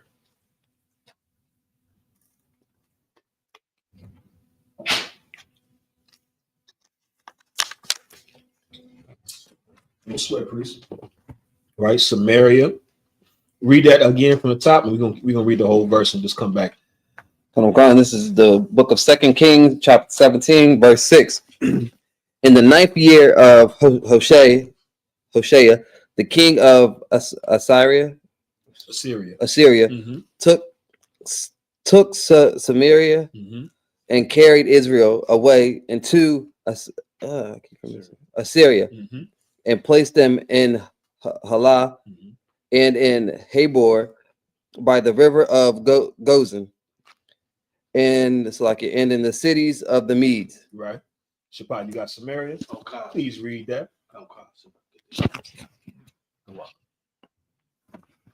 Samaria in the Zondervan Bible Dictionary. Another name for the northern kingdom of Israel, founded when the 10 northern tribes refused to acknowledge Rehoboam, the son of Solomon. So now here's more history. King Solomon was the son of David. King Solomon, under his rule, historians often say this was the golden age of Israel. Under King David, Israel was still being formed. King David had the war. The tribe of Judah was warring with the tribe of Benjamin. There was a lot of war and bloodshed. It was not unity. We were still a nation, but we were loosely connected. It was the formation of our nation. It will still have to be brought together. Because David went to war and spilled so much blood, he was able now to pass to King Solomon, his son, a kingdom that lived in a time of peace. And everybody knows, anybody that's been in the streets or politics, peace brings what? What does peace bring? If nobody's shooting nobody, there ain't no beef, what does peace bring? Money, prosperity. Peace brings money. And under King Solomon, Israel became the richest it became the most prosperous. It's often referred to as the golden age of Israel under King Solomon. You understand? King Solomon was once doing what the Lord said. And then King Solomon went off because he took now women of other nations. A lot of Christians will try to say, Solomon, he went wrong when he got all them women. No. There's nothing wrong with having all them women, Christians. King Solomon went wrong by taking women that were not of Israel. He took foreign, strange wives. And because he did that, the Lord told King Solomon that I'm not going to rip because of your father. David was such a bad cat, man. He had an excellent reputation with the Lord. The Lord told King Solomon, because of your father David, I'm not going to rent the kingdom in your stead, meaning rent means to tear. This is what the Lord is telling King Solomon. I'm not going to split. I'm not going to rip the kingdom in your stead, meaning you're going to reign until you're going to rule. And while you're in rulership, Israel is going to be united and together and in peace. But the Lord told Solomon, I'm going to do it in your son's stead. And you go read, you go in the scriptures. I might have the scriptures in here for time's sake. We going fast. King Solomon's son Rehoboam and his other son Jeroboam, the kingdom split. It split into two. The nation of Israel split into two. You had 2.5 of the tribes. They were called the southern kingdom. 10.5 of the other tribes were the northern kingdom. Those 2.5 tribes were Judah, Benjamin, and half of Levi. That was the southern kingdom. That was called the kingdom of Judah. The northern kingdom was half of Levi and all the other 10 tribes. That was the kingdom of Israel. Another name for the kingdom of Israel was also called Samaria. So when you read in the Bible about Samaria, originally Samaria was inhabited by the 10.5 tribes. The tribes today that we would just call them the Hispanics and Native Americans. Those are the 10.5 tribes. They are so-called Hispanic and so-called Native American brothers. They were the ones that were in the northern kingdom, which was also called Samaria. So now we read in the scriptures and the records that King Hosea of Assyria, he took Samaria. What does that mean when it says he took Samaria? This heathen king of Assyria. Go ahead, Corral. He conquered it. You understand? The same way Donald Trump is trying to conquer Greenland and the Panama Canal and the Gaza Strip. This heathen king took the land of Samaria. He conquered it. And when he conquered it, it says right here that he carried Israel away. He carried away those 10.5 northern tribes. Where did he carry them away to? You say the names right here, but give me just in the blanket statement, where did the king, this heathen king, carry Israel to? Assyria. That's true, but there's a better term, phrase you can use to go into why this is important. This heathen king carried away Israel into where? Islam. There's a better phrase you can use. This heathen king carried away Israel into where? Oh, captivity. Yes, I'll give it to you. Heathen land. Heathen land. You have to understand that to see the premise of where we're going, because these are the Gentiles that Paul was talking about. They lived as the heathens because they were in heathen land. They were carried away. They were taken out of their land and they were brought into heathen land. And whenever that happens, you're going to live as the people in the land. When in Rome, it was the Romans. Yeah, that been existed. So, right. So now let's read verse 7. Verse 7. For so it was that the children of Israel had sinned against the Lord, their God, which had brought them up out the land of Egypt, from under the hand of Pharaoh, king of Egypt, and had feared other gods. Verse 8. Start right there, right? So now this is why this happened. The reason why the northern kingdom went into slavery and the southern kingdom didn't is because the northern kingdom was sinning against the Lord. This is not to say the northern kingdom was, this is not to say that the southern kingdom is better because what happened not too long after? Shapat? We got conquered too. Yeah, 70 AD. We just got conquered later. We did exactly what our brothers did. We just did it later. That's it. You understand? Your older brother smoked weed and you was in school, so you couldn't smoke weed. As soon as you graduated, you smoked weed too, just like your older brother or older cousins. You know better than your older cousin. You're just like your older cousin. And I have to say that because if you get in enough debates on this topic, you'd be so surprised how there are Israelite groups that are literally formed around Northern Kingdom, Southern Kingdom. There are Negro-only Israelite groups, Hispanic-only Israelite groups, the ignorance. And these Negro-only Israelite groups, they would like to see them Hispanics and Native Americans, them niggas was wicked. That's why they got taken into captivity. Nigga, are you dumb? We got taken in 70 AD. We literally got taken into the Roman Empire. Some of us fled, but we were killed and taken into captivity as well because we did exactly what our brothers did. We just did it later. You understand? Israel sinned against the Lord, and the Lord took them into captivity. Go ahead. It's like kind of paraphrasing terribly, but when it speaks of the olive tree and getting grafted in and all that, right? When it says, when it talks about, you know, how I can't say the part where it talks about like you're not better than the ones that fell off. Yes, that's the whole point of those scriptures. That is the whole premise, and that's why Paul had to say this, because this is why Paul had to go into these foreign lands. Because before that, a couple hundred years before, this was taking place. So now imagine you have a couple hundred years later after this, you have a people that are literally the same people, but they've been living in these heathen lands so long that the people that were still in Jerusalem, that were still in Israel at the time, this was technically Judah at the time, they didn't even consider their own brothers a part of the nation. Because these brothers were living as the heathen. You understand? They were living as the people they were amongst. And because of that, the Jews in Jerusalem thought they were better than the Israelites that were scattered. They look at them like these nasty niggas. These niggas ain't never celebrated the Passover. I'm an Israelite. I don't know what them niggas is. You understand? That was going on. They were boasting themselves against their own brothers. And Paul had to check these niggas like, nah, man. You're not justified, and you are just as wicked. And the prophecy ended up happening where we found out for 70 AD, the Lord allowed the Romans to come in and completely shut all that hypocrisy down. Right? Get me 2 Maccabees chapter 6, verse 1.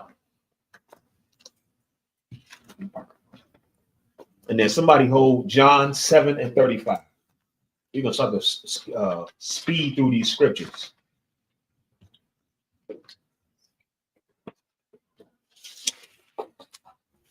Most of you probably are watching Command Junior Yahanna, so you'll probably be watching this later. You understand, after the broadcast had ended. But if you are still watching, make sure you have the Bible in front of you. It's a good practice to have a physical copy of the Bible in front of you. It's something about having the words and the pages where it resonates. Certain things it sticks better when you have the actual scriptures in front of you. You understand? Somebody read the 2 Maccabees 6 and 1 first, please.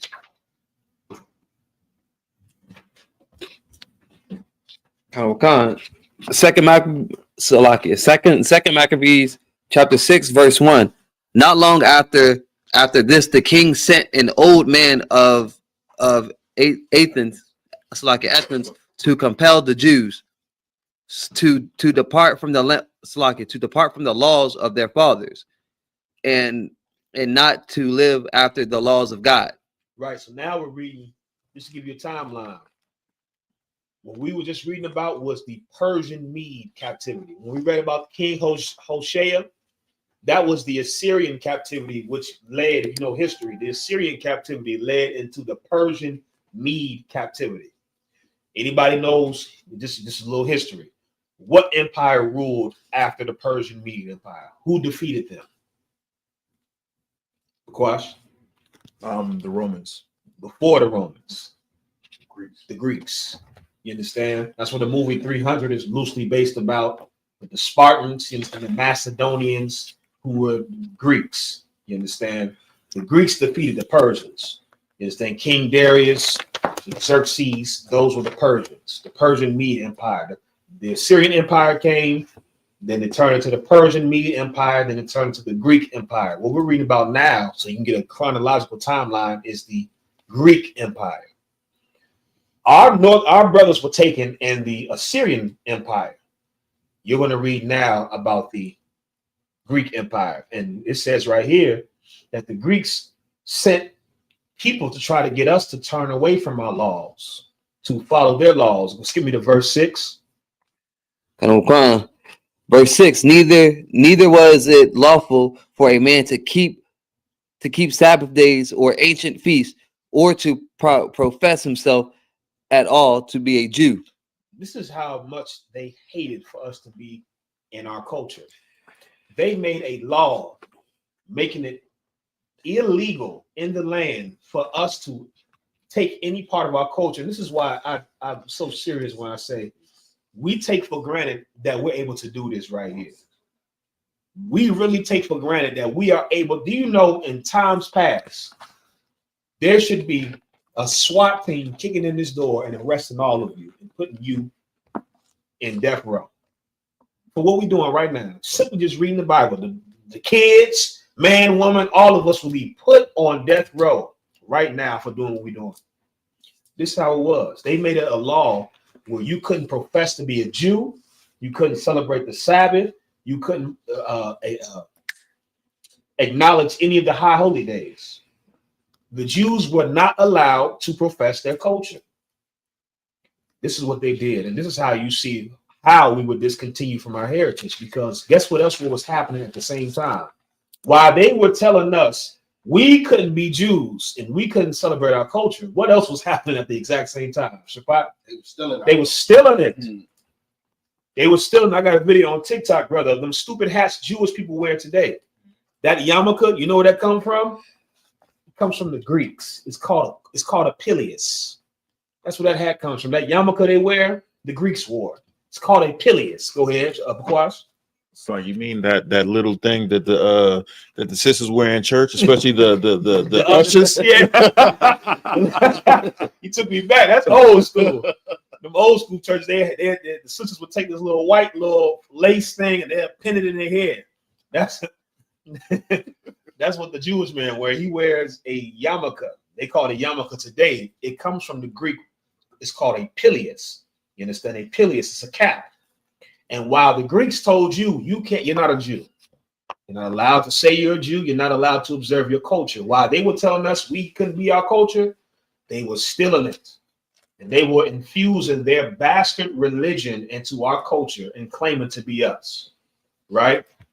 So now get me John 7:35.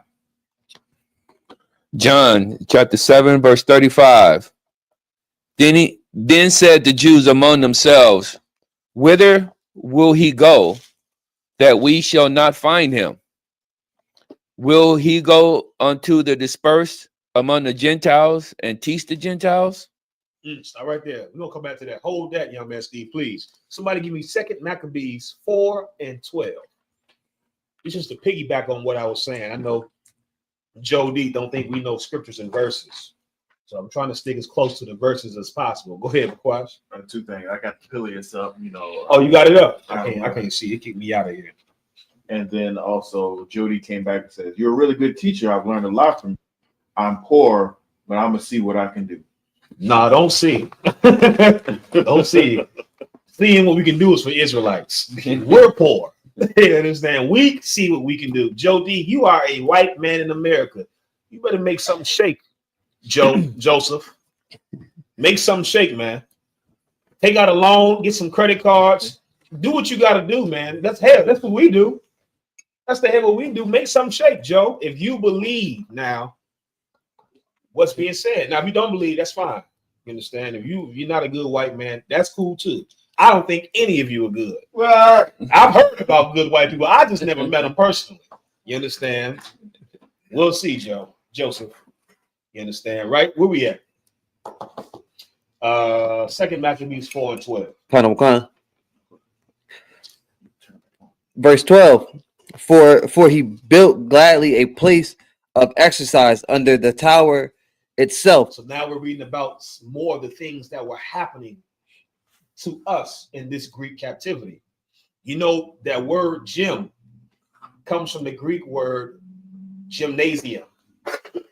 And that word means naked place. So like, I know you're going to know, so you're going to get a shapaket. That word gym that we use today, like when you in school and you're like, oh, we having PE in the gym. That's a Greek word. Gymnasium comes from the Greek word that means naked place, because the Greeks would exercise and work out and perform sports naked. That's why if you look at old sculptures of the Olympics, there's always a man throwing a discus and he butterball naked, or somebody throwing the javelin and they naked, or the Greco-Roman wrestling. And they both two men naked and nasty. Not our culture. You understand what Benjamin say? Fire for that. You understand? Fire for that. It's not our culture. You understand? Well, this is what it's talking about. We were under Greek captivity, and it says that we built a place of exercise. Right? Keep reading. And brought the chief young men under his subjection, and made them wear a hat. And made them wear a what? A hat. This is what's going on right here. They took the chief of our brothers, the young men, the strong young men, the athletic young men, the ones who should be the ones amongst us that would be today your NFL stars and NBA players. Have any of y'all ever seen these brothers in the NBA and NFL up close? It's different than watching on TV. You stand, I ain't talking about just one. I'm talking about, have you ever stood amongst an NBA team or NFL team? Brother, you like, these niggas should be fighting for us. What you niggas doing dribbling the ball? Running up and down the field. You niggas need to be in the Israelite army. Brother, these are the men amongst us that are chief amongst us. The white man makes sure to take this, who they believe are the leaders, the strong of us, and make them his slaves. He did the same thing in the Greek captivity. That's why he built for them a place of exercise.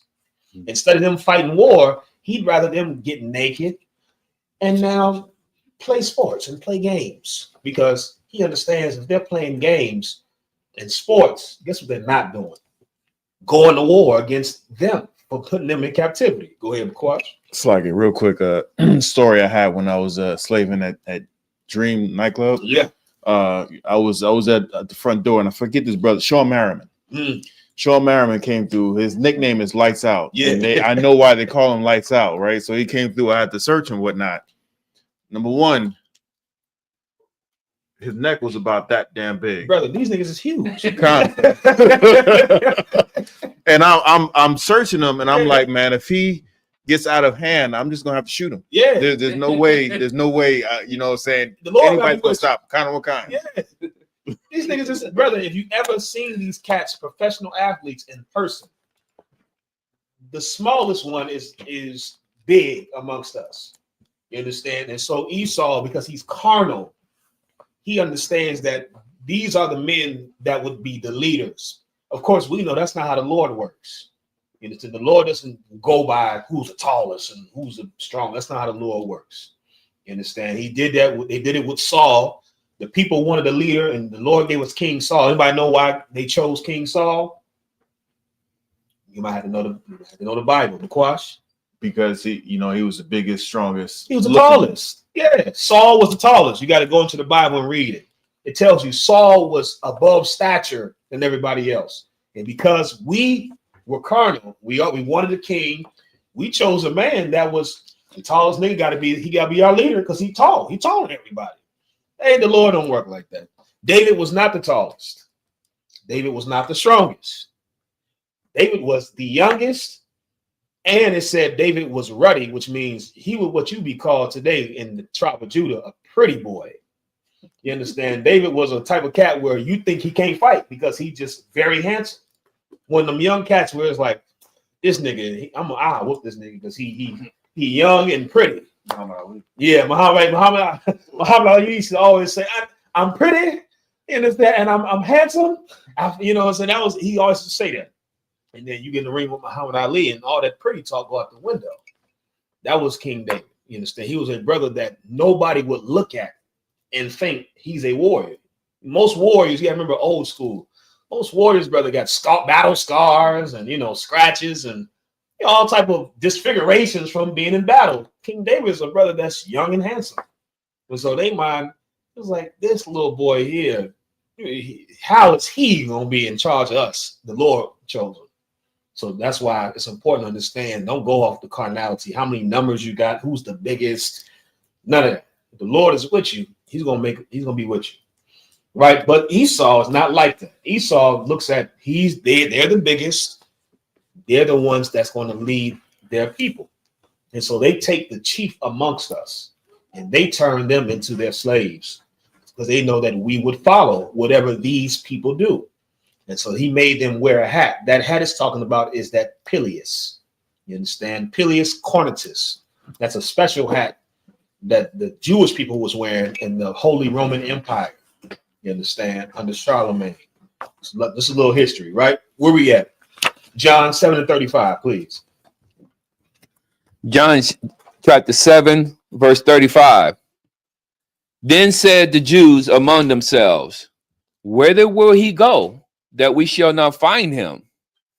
Will he go into the dispersed among the Gentiles and teach the Gentiles? Will he go into the dispersed among the Gentiles and teach the Gentiles? So now to bring the whole point back, when you read about Paul going into these Gentiles, it's talking about the dispersed of Israel. Paul was going into Asia Minor, these heathen provinces,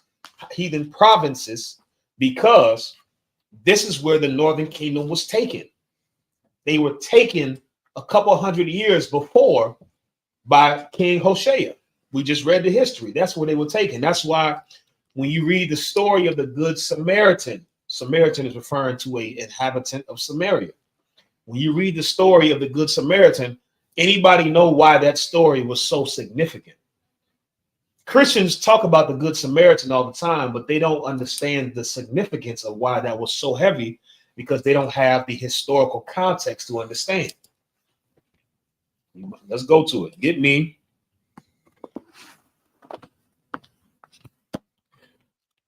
Luke chapter 10, verse 25.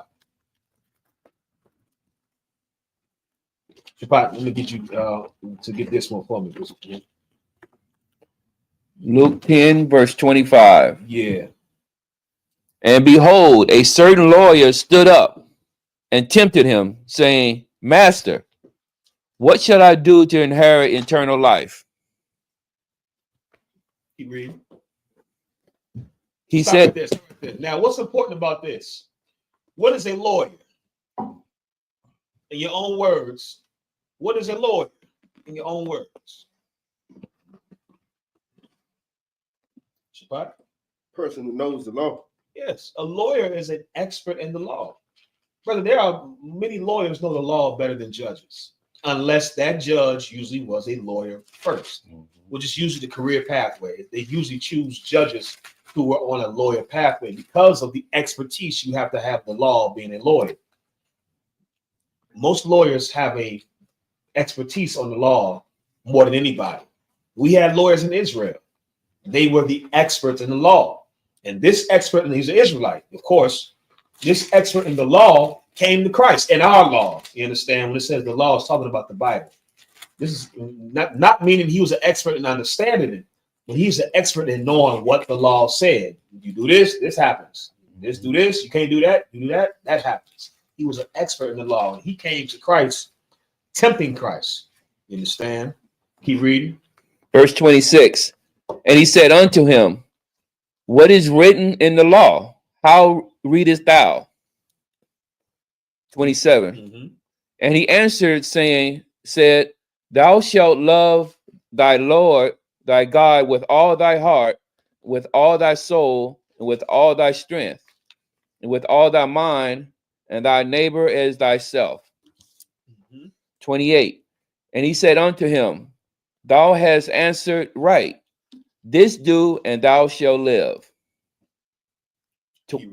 29. But he, willing to justify himself, said unto Jesus, and who is my neighbor? Start right there. What does it mean when it says he willing to justify himself? What does that mean? He loves white people. Yeah, that's true. But to break it down to somebody that's not understanding, sis. It seems like he's saying that he already does that. Yes. Him trying to justify himself, meaning whatever lust he has, he's now trying to spin what was just said to fit within his lust, which is what all Christians do, which is why when Christians read John 3:16, for God so loved the world, they hear God loves everybody when it does not say that anywhere in the Bible. They hear, for God so loved the world that he gave his only begotten son, that whosoever believeth in him shall not perish but have everlasting life. God loves everybody. They're trying to justify what they believe, trying to justify themselves, versus just taking what was said at face value. And so now this lawyer trying to justify himself because, like Shaphat said, this lawyer loved heathens. You understand? So now he's asking, well, who's my neighbor? He wanted, he wanted to keep loving Kim Kardashian. That's what he wanted to do. He wanted to keep loving them. He was a passport bro. He wanted to keep loving that Thailandy woman he got braiding his hair. So he asked him now, who is my neighbor? Keep reading. And Jesus answered, said, a certain man went down from Jerusalem to Jericho. Now Christ is hitting them with the parable. Christ was a cold cat. You understand? You ask a question plain, he the nigga didn't answer plain. Nigga, who's my neighbor? A certain man down to. Christ was cold, man. Let's imagine a wise, smooth, cool brother, but he was rough from the tribe of Judah. He's speaking in a way, brother. That's how them old school Judites was too. You got one of them old school Judite uncles or grandfathers, brother. They talk in code and riddles still to this day. Like what? What? I remember once I heard, "Don't let a woman piss on your head and tell you it's rain." What are you talking about? What? What the hell? What is that? What? That's Israel, brother. That's Israel, right? That was Christ. Christ hit him with something deep. He couldn't understand. He said there was a certain man, nigga, that came from Jerusalem to Jericho. Right? Keep reading. And fell among thieves, which stripped him of his garment and wounded him, and departed, leaving him half dead. Okay, keep reading. 31. And by chance there came down a certain priest that way. Right. And when he saw him, stop. The priest, what tribe was he? Shaphat? Levi. This is book, right? This is Levi. You understand? This is still the time when Levites were the priest. You understand? This certain priest, he was a Levite. You understand? Keep reading. and when he saw him, he passed by him on the other side. Verse 32. And likewise, a Levite, when he was at the place, came and looked on him and passed by on the other side. Stop right there. So now this is another Levite, but this Levite wasn't a priest. He just was a Levite, right? It's important to know the tribes because again, the context is important. Remember, the whole thing in Israel at that time and amongst our people was the separation. Judah, Benjamin, and half of Levi were together in Jerusalem. You understand? Then you had the 10 and a half other tribes. So now you have a man that came from Jerusalem. You can imply that he probably was either Judah, Benjamin, or one of the halves of Levi because he's coming from Jerusalem. So there's an implication here that he was one of those tribes. You understand? Two men from his own nation already seen him needing help and they passed him by. Keep reading. But a certain Samaritan. A certain who? Samaritan. Samaritan means an inhabitant of Samaria. Samaria is what? the northern kingdom of Israel. You have to understand this to understand why this is so heavy. So just imagine you got a so-called black man coming from Jerusalem, and you got two black people, so-called black people, seeing this man on the road needing help, and they pass him by. A certain Samaritan, keep reading. As he journeyed, came where he was, and when he saw him, he had compassion on him. When this Samaritan saw this brother, he had compassion upon him. You know what this is talking about? Just imagine you a black man and you on the side of the road needing help, and two black people pass you by, and a Mexican brother comes by, and he's the one that helps you. This is what this is. This is why this is so heavy. Go ahead, Karat. Yeah, this is the same subject, but a little bit off. Samaria, did that come from the land that the northern tribe went to, that they inhabited after they broke off from Israel? Like that name? No, the name came from. Let me get back to you. I know the history. I can't recall it right away. The name came from, I believe, Manasseh.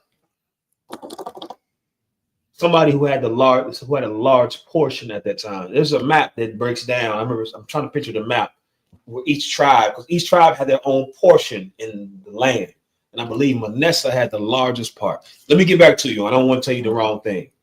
You understand? But Samaria was just a name given, another name known as the Northern Kingdom, Israel. Go ahead, Bakwash. It's like it's just dawning on me. I'm hearing something. I remember listening to interview that Captain Zarek was given, and I've heard this before. Yeah, where someone says the Samaritans are still there and they've never been conquered and everything like that. Yeah, we just read the scripture where it said Samaritan was carried away.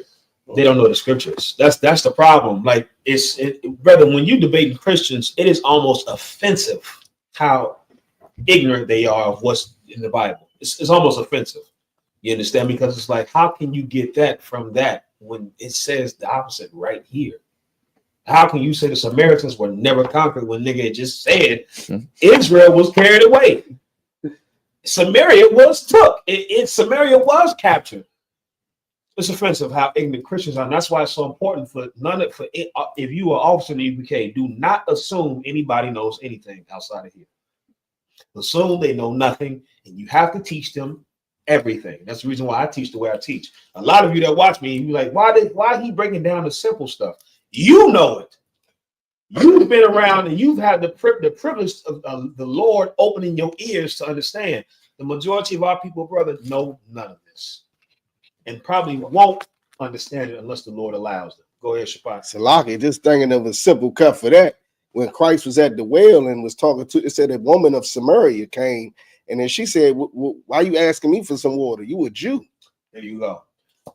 The important part of that is that woman was not an Israelite, because I'll give it to you in the scriptures after this one. I'm going to show you what happened, which is why, regardless, when you said earlier, when I asked you about Samaria, you said heathen. Concept.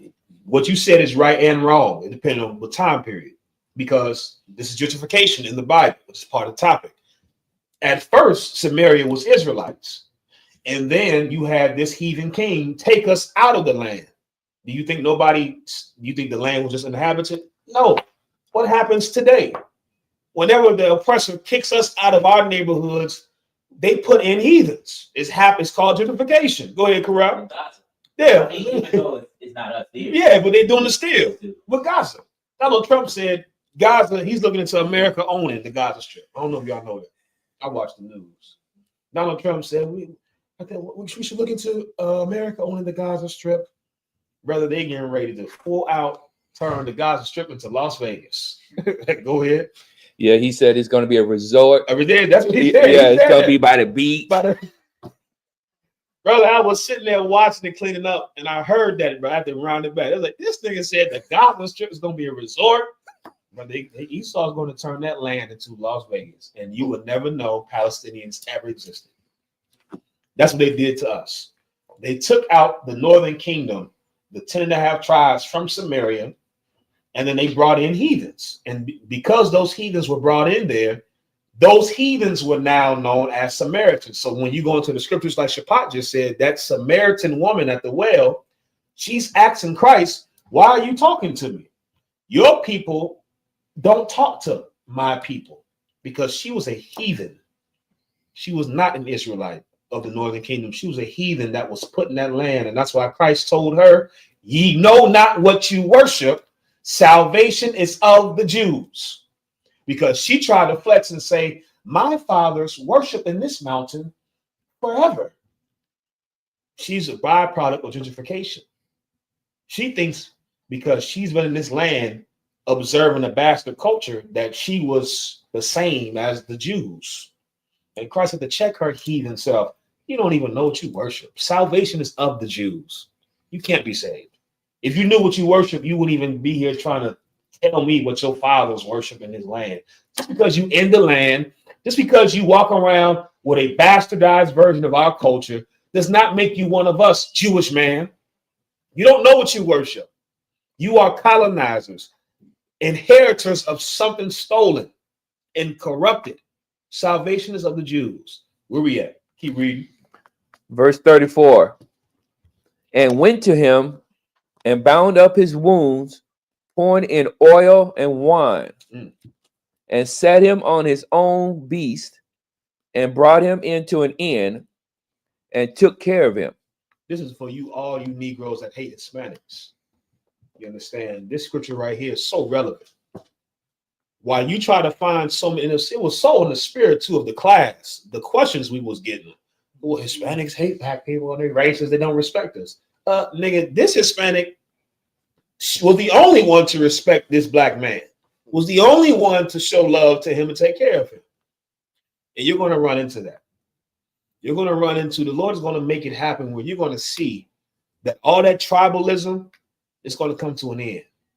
Oh, his hair texture different than mine. He ain't really one of us. That's coming to an end. Oh, he real light skinned. That's coming to an end.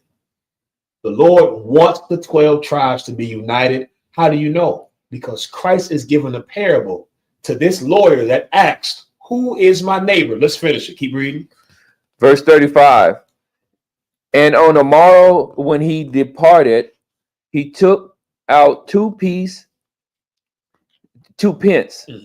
and gave them to the host, and said unto him, take care of him, and whatsoever thou spendest more, when I come again, I will repay thee. Right.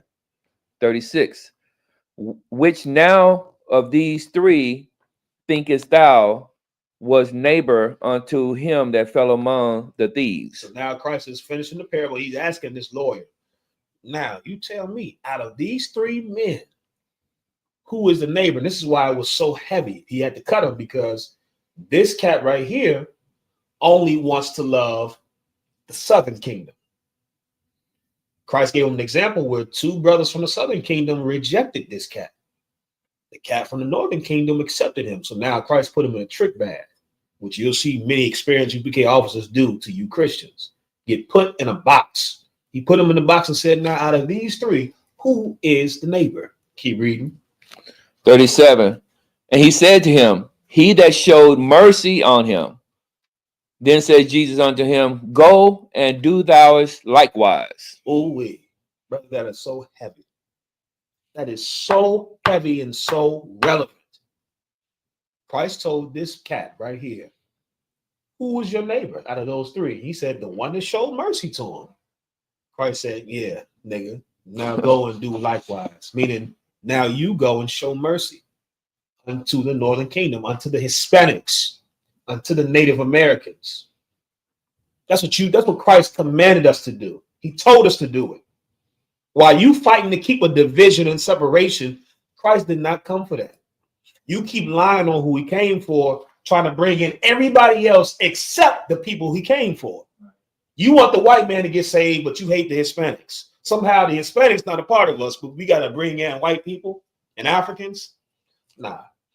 Christ commanded that each and every one of us go and give that same mercy and kindness to our Hispanic brothers and sisters. That's what he commanded.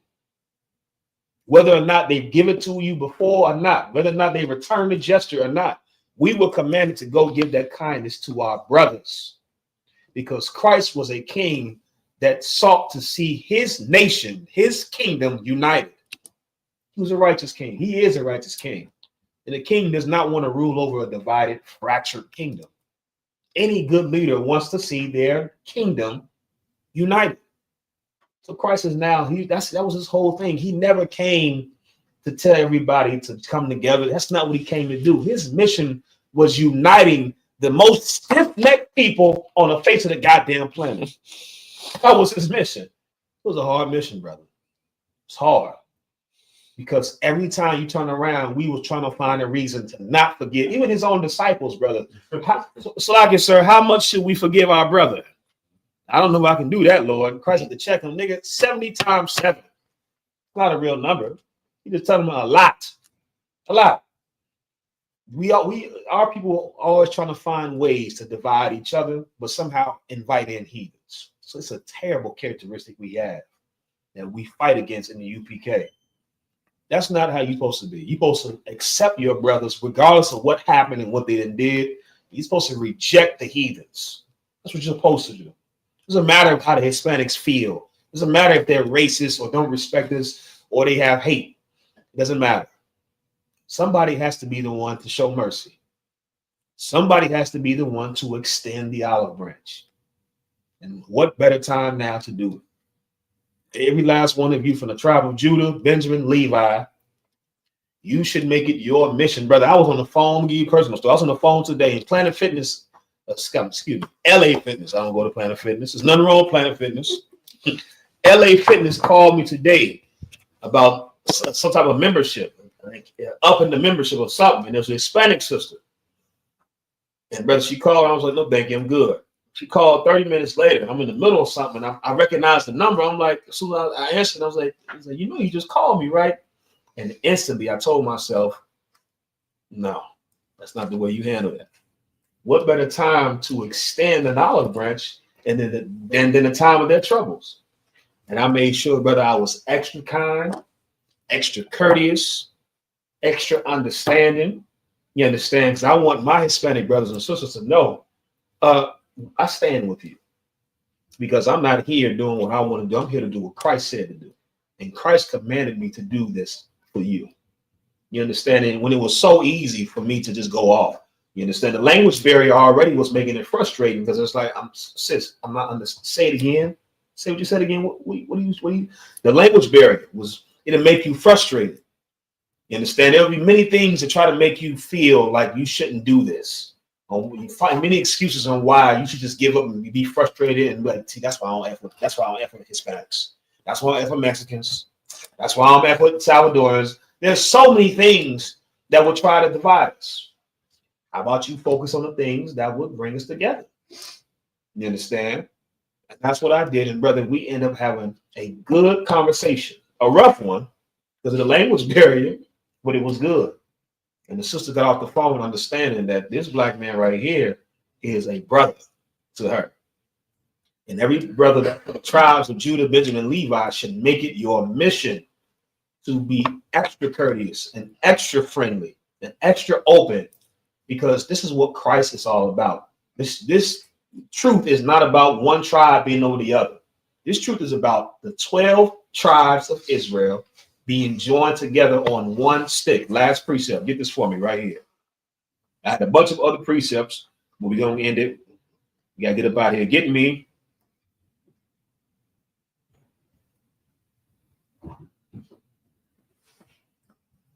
Go ahead, Shapat. It's like if I made Somebody give me Ezekiel 37 and 19. It's very, very easy to, and when after the experience of trying to teach your whole lesson, to see how Officer Yatazar taught for 6 hours when they was over there in Acuna. No, not Acuna. Yeah, they was in Acuna concert.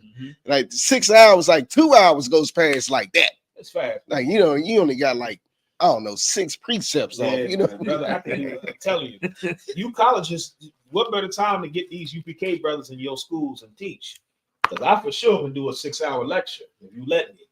You understand? Give me a little bit of strong. Let me get a full cup of strong. You understand? And it's a little bit of coffee, and we gonna sit there for 6 hours. I'll give you intermissions and breaks. You know, I'm kind. I'm not a tyrant. But brother, once you used to teaching, brothers in here, and you don't understand it. Each officer in here that has taken that oath, you are being trained in an order that is superior to every other order that exists on the earth. You are the foremost expert on the Bible. And not only that, you're being trained in such a disciplined standard. You're going to see it when you come around other people that call themselves scholars and doctors, and you'll see it. You're going to listen to them, you're going to watch them, and you're going to be like, wow, who would have thought that these niggas from the ghettos and suburbs, wherever the hell we from terrible conditions, could get off of drugs, could get off of alcoholism, could change their lives, and somehow become the experts on the Bible in the earth. Who would have ever thought? The Lord said, I would give the wisdom unto babes. I'm paraphrasing. You understand? I forgot the scripture. He said he would give this wisdom unto babes, meaning unto those that you wouldn't think to give it to the young, not to the old and who the world believes to be wise. Right? Give me Ezekiel 37. Start at verse 16, please. Whoever got it, go ahead and read. Come, verse 16. Moreover, thou son of man, take thee one stick. Moreover, thou son of man. Who is the son of man? Christ. And said Christ is the son of man. Guess who else is the son of man? Who else is the son of man? Shabbat. We are. The water. It's not hard. Us. We are the son of man. Ezekiel is who this is talking about right now. He's talking to Ezekiel. He's talking to you right now. Keep reading. And write upon it for Judah and for the children of Israel, his companions. Then take another stick and write upon it. So now the Lord is commanding him, take one stick, one plank of wood, and write on it for Judah and his companions, meaning the southern kingdom, Judah, Benjamin, half of Levi. Take another stick and write on it Israel and his companions, the 10 and a half other tribes. You got 2 sticks. You understand? The southern kingdom, the northern kingdom, blacks and Hispanics and Native Americans. Keep reading. For Joseph, the stick of Ephraim. Right. And for all the house of Israel, his companions. Verse 17. And join them one to another into one stick, and they shall become one in thine hand. Join them together. These 2 sticks that are separated, blacks, Hispanics, and Native Americans, southern kingdom, northern kingdom, is Judah, Israel. The Lord is saying, take these 2 sticks, and there no longer should be 2. Join them together. That's why it's so spiritual. When you go to a UPK camp and you see that board of wood and you see all 12 tribes on that one board of wood, brother, that is so spiritual. It's the fulfilling of prophecy. Join these 2 sticks together. Keep reading. Verse 18. And when the children of thy people shall speak unto thee, saying, wilt thou not show us what thou meanest by these? Verse 19, say unto them, thus saith the Lord God, behold, I will take the stick of Joseph, which is in the hand of Ephraim, and the tribes of Israel, his fellows, and will put them with them, even with the stick of Judah, and make them one stick, and they shall be one in mine hand. They shall be one in my hand. This is not an option. This is not, well, I don't know if we can ever come together. Nigga, it's going to happen. And you should see what's happening right now and understand we are in the last days. The Lord is forcing us to be into one hand, one stick. This is a beautiful time for us in the truth. You understand? I see what's happening to these Hispanics, and as evil as it is for the white man to do it, oh, brother, I understand. Oh, this has to happen because we will never join together if it was left up to us. The white man's going to push them And you're gonna see. Just hear me when I tell you, it's a prophet in the UPK under Commander Yahanna. Don't look at the Hispanics and not have sympathy, because for those of us from the Judah, Benjamin, and Levi that's here, you're gonna see it's gonna come right back around. Somehow they're gonna find something. They're gonna do something that's unprecedented. We're gonna be like, what? They can't do that to us. Nigga, you're gonna see it. And what's gonna happen is it's gonna be oppression, pressure on both sides. Right now, the Hispanics are being pushed towards us.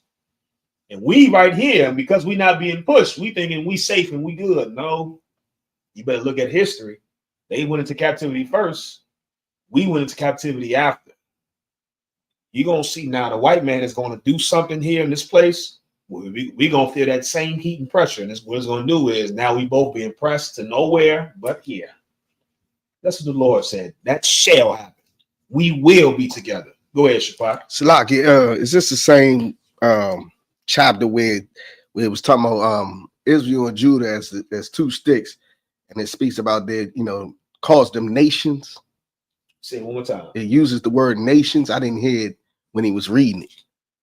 Okay, you said calls them nations? It calls them nations. Oh, calls them nations. Yeah. I would have to read to I'm not sure. It might be.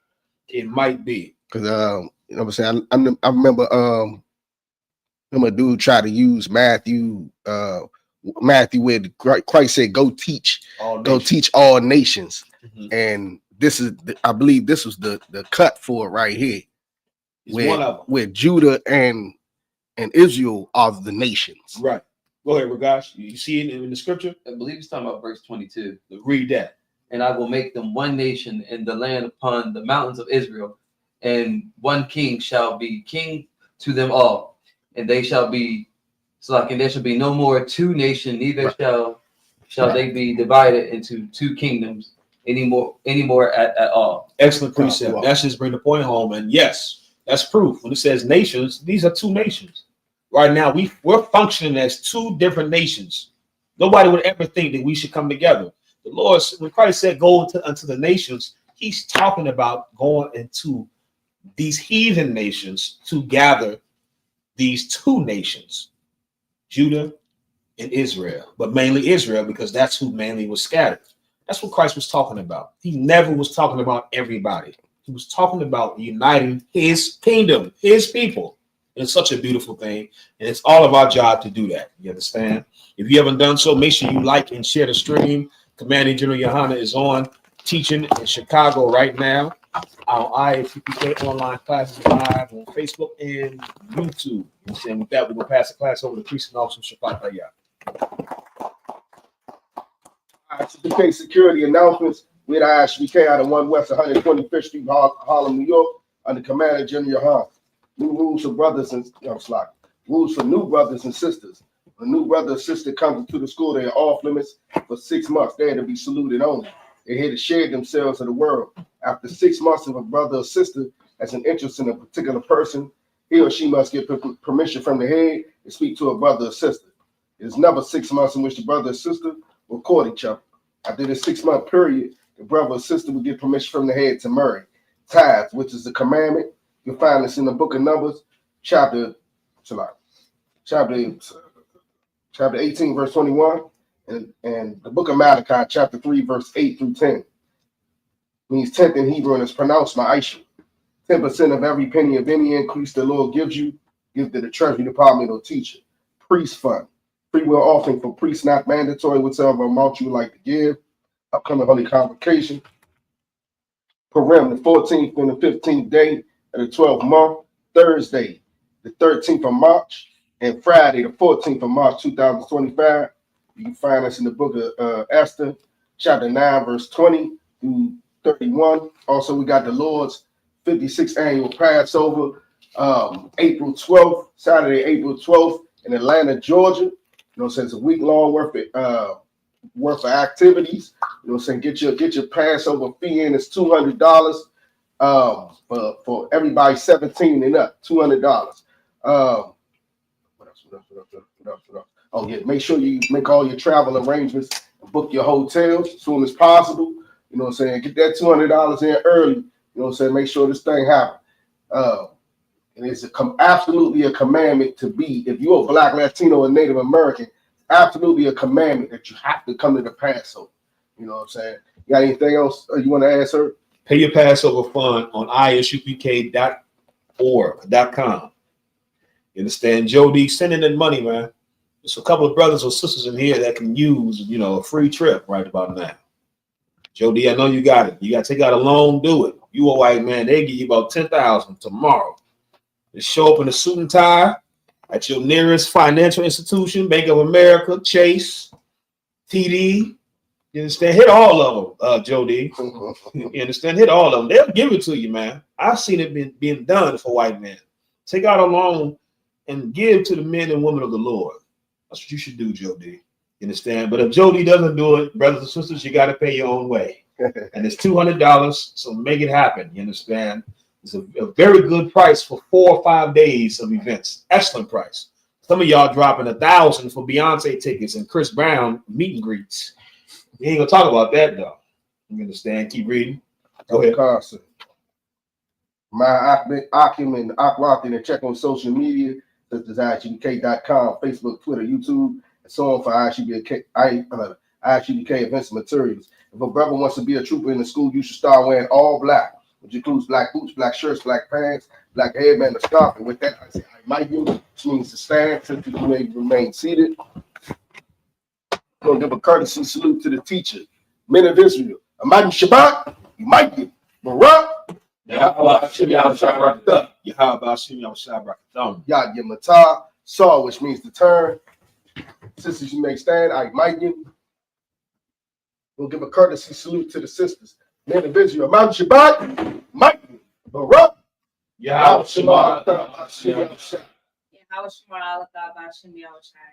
Yamatah, class dismissed. Welcome to Atlanta.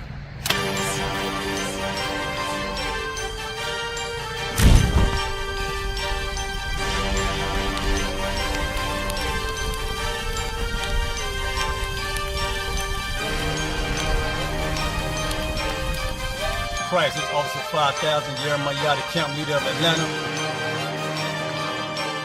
Passover 2025, starting April the 9th, we got the lamb slaughter. April the 10th, we got General Muhammad's class. April the 11th, we got the black party that's gonna have the Hebrew graduation. April the 12th, in Atlanta, Georgia, the 56th annual Passover, the only Passover under Commander Junior Yahanna. Our great and holy King has honored us for turning our lives from the darkness to the light, man.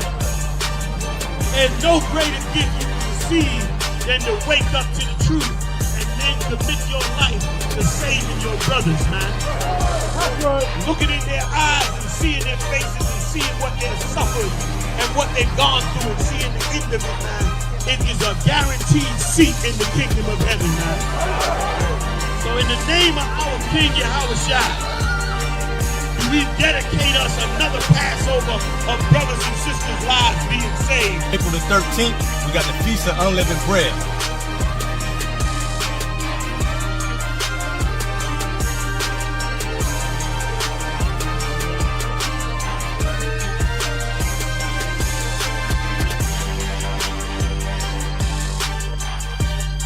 Shalom.